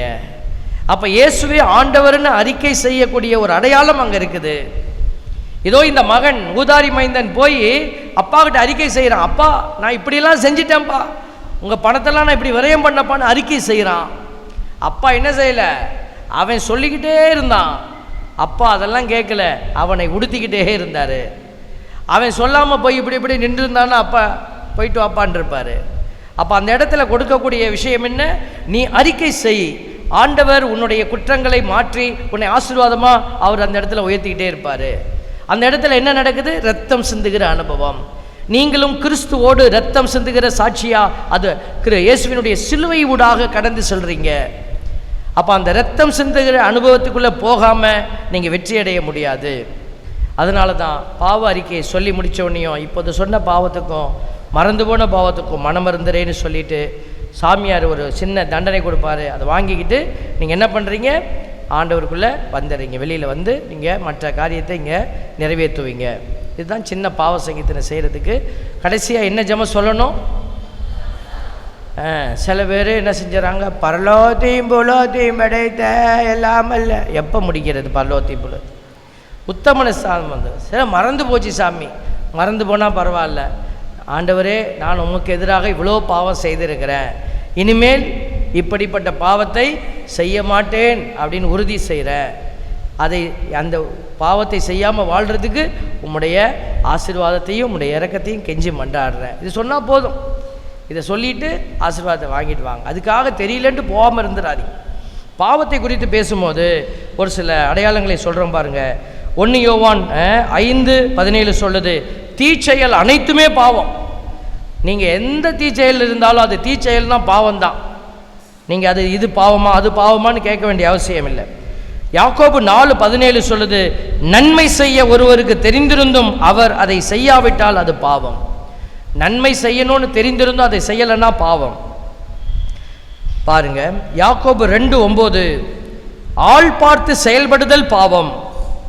நீங்கள் ஆள் பார்த்து செயல்பட்டிருந்தீங்கன்னா அது எந்த விதத்தில் வேணாலும் இருக்கலாம். இவன் பணக்காரன், இவன் ஏழை, இவர் பொம்பளை, இது ஆம்பளை, இது என் ஜாதிக்காரன், இவன் எனக்கு சொந்தக்காரன், நீங்கள் இவனுக்கு எதிராளி, இப்படி நீங்கள் எந்த ஃபார்மில் ஆள் பார்த்து நீங்கள் செயல்பட்டாலும் அது பாவம். நீங்கள் இருக்கிற இடத்துல இருந்து நியாயமாக செயல்படணும். ஆண்டவர் அதை தான் விரும்புகிறாரு. ஆள் பார்த்து செயல்பட்டால் நீங்கள் செய்வது பாவம், நீங்கள் குற்றவாளிகள் என அச்சட்டமே உங்களுக்கு தீர்ப்பளிக்கும். 2 பேதுரு 2:4, பேராசை ஒரு பாவம். ஆசைப்படலாம், வீடு கட்டணும், எல்லாம் ஆசைப்படலாம், ஆனால் பேராசைப்படக்கூடாது. பேராசை தான் வானதூதரை பிசாசாய் தள்ளியது. பேராசை ஒரு பாவம். வீம்பு பாராட்டி, யாக்கோபு திருமுகத்தில் சொல்லப்பட்டிருக்கிறது, நீங்கள் வீம்பு பாராட்டி பெருமை கொள்கிறீர்கள், இது போன்ற பெருமை எல்லாம் தீமையானது. வீம்பு பாராட்டுறது, கணவன் மனைவியாக வாழ்ந்துகிட்டு இருக்கிறீங்க, கணவனை மனைவியை ஒருவரை ஒருவர் சாடிக்கொள்வது. பிச்சைக்கார குடும்பத்திலேருந்து உன்னை எடுத்துகிட்டு வந்தேன், நீ ஒன்றுமில்லாதவ.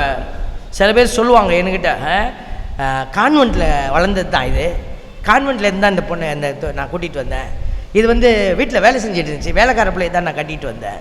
ஏன் சொல்லணும் அப்படி? அப்போ பெருமை பாராட்டுறேன், நான் இவ்வளோ பெரிய தியாகி பாரு, இப்படிப்பட்ட ஒரு பெண்ணுக்கு வேலை இதுக்கு வாழ்க்கை கொடுத்துருக்குறேன். வீம்பு பாராட்டுறேன், பாவம் அது. எபிரேயர் 3:17, கீழ்ப்படியாமை நம்பிக்கையின்மையினுடைய வெளிப்பாடு. கடவுள் இப்படி தான் இருக்கணும்னு கீழ்ப்படின்னு சொல்கிறாருன்னா கீழ்ப்படி. கணவனுக்கு மனைவி, மனைவிக்கு கணவன் கீழ்ப்படிந்து நடக்கணும். எப்போ யாருக்கு கீழ்ப்படியணுமோ அப்போ கீழ்ப்படியணும். குருவானவர் இப்படி செய்யன்னு சொன்னார்னா அப்படி செய்யுங்க, அது குருவானவருக்கு நீங்கள் கீழ்ப்படுகிறது. கடவுளுடைய பிள்ளைகள் ஏதாவது சொல்லும் பொழுது அது உயர்ந்தவங்க சொல்கிறாங்க, பெரியவங்க சொல்கிறாங்கன்னா கீழ்ப்படியணும். கீழ்ப்படியலைன்னா அது பாவம். 1 கொரிந்தியர் 8:12 சொல்லுது, வலுவற்ற மனச்சான்றை காயப்படுத்தினா பாவம். வலுவற்ற மனச்சான்று, கோயிலுக்கே வராமல் ஒருத்தன் உட்கார்ந்துருப்பாங்க, நீ போய் நின்றுட்டு சாபத் நீ என்னது நீ நாசமாக போயிடுவ, உன் குடும்பம் சாபத்தில் கிடக்கு அப்படின்லாம் நீங்கள் பைபிளை வச்சுக்கிட்டுலாம் பேசக்கூடாது. வலுவற்ற மனச்சான்றை காயப்படுத்தினீங்கன்னா அது பாவம். பார்த்தீங்களா? இப்போ நம்மளை சுற்றி நிறைய நம்பிக்கையாளர்கள் இருக்கிறாங்க, நிறைய நம்பிக்கையாளர்கள், கிறிஸ்தவர் அல்லாதவர்கள். அவங்க வீட்டில் ஏதோ ஒரு விசேஷத்தில் ஏதோ ஒரு கொண்டுட்டு உங்கள்கிட்ட கொடுக்குறாங்க, சாப்பிட கொடுக்குறாங்க. உடனே நீ வேண்டான்னா சாப்பிட மாட்டாங்கன்னு சொல்லிடணும். இல்லை, நாங்கள் பேய்க்கு படித்ததெல்லாம் நாங்கள் சாப்பிட்றதில்ல. என் ஆண்டவர் எங்கேயாவது அப்படி சொல்லியிருக்கிறாரா? இயேசு எங்கேயாவது சொல்லியிருக்கிறாரா அப்படி? நிறைய பேர் சொல்கிறாங்க, வழி நடத்துகிற இதை மாதிரி ப்ரீச்சர்ஸ்லாம் சில பேர் சொல்கிறாங்க. அப்படிலாம் சொல்லக்கூடாது. அவங்களுடைய நம்பிக்கை, அவங்க ஒரு சந்தோஷத்தோடு அவங்க சாப்பிட்டதை கொண்டு அவங்க மந்திரிச்சு கொண்டு வந்து தரான், அவன் ஏதோ மந்திரம் போட்டு தரான்னா நீ சாப்பிட வேண்டாம், நீ வாங்கக்கூட வேண்டாம். அவங்க அன்பினால் கொடுக்குறாங்கன்னா நீ வாங்கிக்கோ, சாப்பிட்டா சாப்பிடு, இல்லைன்னா ஓரமாக வேறு யாருக்காவது கொடுத்துட்டு போங்க. நீங்கள் அதை ஏன் காயப்படுத்துறீங்க? நாங்கள் உங்கள் கையிலெல்லாம் வாங்க மாட்டோம். ஏன் நீ என்ன பெரிய நேர்மையாளன்னு காட்டிக்கொள்கிறியா? இல்லை, கடவுள் அன்பை தான் காட்ட சொல்கிற. அன்பை காட்டாமல் நீ எதை காட்டினாலும் அங்கே தப்பாக போயிடும். அதனால் நான் சொல்லலை நீங்கள் போய் வலுவிக்க போய் வாங்கி சாப்பிடுங்க. இல்லை, நம்ம சொல்கிறோம் நீங்கள் இருக்கிறீங்க, அவங்களா அன்பில் கொடுக்கும்போது அதை அன்பினால் பெற்றுக்கொள்ளுங்க. இது என்னை விடுவிக்கும், அங்கே போய் அதை சாப்பிட்டா எனக்கு விடுதலை கிடைக்கும்னு போனீங்கன்னா அதுவும் முதல் கட்டளைக்கு விரோதமானது. உன் கடவுளை மறுதளித்துட்டு நீ வேறு ஒரு இடத்துக்கு போய் நிற்கிறேன்னா அது முதல் கட்டளைக்கு எதிரானது. அதனால் அதை புரிந்து கொள்ள வேண்டும். பாருங்கள், எபேசியர் 4:26 சொல்லுது, கோபம் பாவம் அல்ல, சினம் பாவம் அல்ல, சினமுற்றாலும் பாவம் செய்யாதிருங்க. நிறைய பேர் பாவம் செய்யறதுல இத்தனை தடவை நான் கோவப்பட்டுட்டேன், இங்கே சொல்கிறீங்களா 5 தடவை அழுதுட்டேன், 5 தடவை சிரிச்சிட்டேன், அப்படி சொல்கிறீங்களா? இல்லையே. அது மாதிரி உணர்வு இது. கோபம் என்பது சிரிப்பது போல் அழுவது போல் ஒரு உணர்வு. எதற்கு கோபம் வந்துச்சு? கணவன் மேலே மனைவி மேலே கோபம் வருது, ஏன் வருது யோசிக்கணும். பிள்ளைங்க மேலே கோபம் வருது, ஏன்னா கம்பேர் பண்ணி பார்க்குறோம். நம்ம பிள்ளை அந்த பிள்ளை மாதிரி படிக்க மாட்டேங்குது, நம்ம பிள்ளைகிட்ட இருக்கிறது தான் அது கொடுக்கும். நம்ம கம்பேர் பண்ணினீங்கன்னா கோபம் வரும். பாருங்கள், எபிரேயர் 10:26 சொல்லுது, பாவத்தை அறிந்திருந்தும் நிலைத்திருப்பது பாவம். இது பாவம்னு தெரிஞ்சு அதில் உட்கார்ந்துருந்தீங்கன்னா அது பாவம். யோவான் 9:41, ரோமையர் 6:12, 2 கொரிந்தியர் 12:21 இதெல்லாம் உடல் சார்ந்த பாவத்தை சொல்லுது, இச்சைக்குரிய பாவங்கள். ரோமையர் 2:12 சொல்லுது, திருச்சட்டத்தை அறியாமல் பாவம் செய்யும் எவரும் அந்த சட்டத்திற்கு தீர்ப்புக்கு உட்படாமலே அழிவுறுவர். பைபிள் தெரியாம திருச்சட்டத்தை அறியாம நீங்க பாவம் செஞ்சீங்கன்னா அது பாவம். திருச்சட்டத்தை அறியாம இருந்தீங்கன்னா, பைபிள் வாசிக்கிறதே இல்லை, எனக்கு இது பழக்கமே இல்லை அப்படின்னா அது பாவம். திருச்சட்டத்தை நீங்கள் எடுத்து வாசிக்கணும், தெரிஞ்சு கொள்ளணும். 1 யோவான் 3:4 சொல்லுது, சட்டத்தை மீறுவது பாவம். இது சட்டம்னு தெரியும், இதுதான் சட்டம். வெள்ளிக்கிழமை தவறு நாட்களில் நம்ம பெரிய வெள்ளி அன்னைக்கு சாப்பிடக்கூடாதுங்கிறது சட்டம், மீறினா பாவம். பாருங்க, அப்போது இதெல்லாம் தெரிஞ்சு நம்ம கடைபிடிக்கணும். சும்மா போய் பாவ செய்யறதுல போய் சும்மா 2 பாவத்தை சும்மா பேருக்கு சொல்லி போட்டுட்டு நீங்கள் வந்தீங்கன்னா உங்கள் பாவ செய்யத்தின நிறைவில்லைன்னு அர்த்தம். சில நேரம் பல வருஷமாக பிடிச்சு வச்சிருக்கிற நிலை இருக்கும். அப்படி மனசு பிடிச்சு போய் கிடக்கிற இடத்துல எந்த பாவத்தை சொல்லணும்னு தெரியாது. நீங்கள் ஜெபம் பண்ணி ஆண்டவர்கிட்ட கேட்டு இங்கே தயார் பண்ணணும். இங்கே உட்காந்து தயார் பண்ணிவிட்டு அதுக்கப்புறம் தான் நீங்கள் பாவ அறிக்கைக்கு போய் சொல்லணும். தயாரிப்பு இல்லாமல் நீ போனீங்கன்னா அது ஒரு பாவம், கடவுளை அவமானப்படுத்துகிற.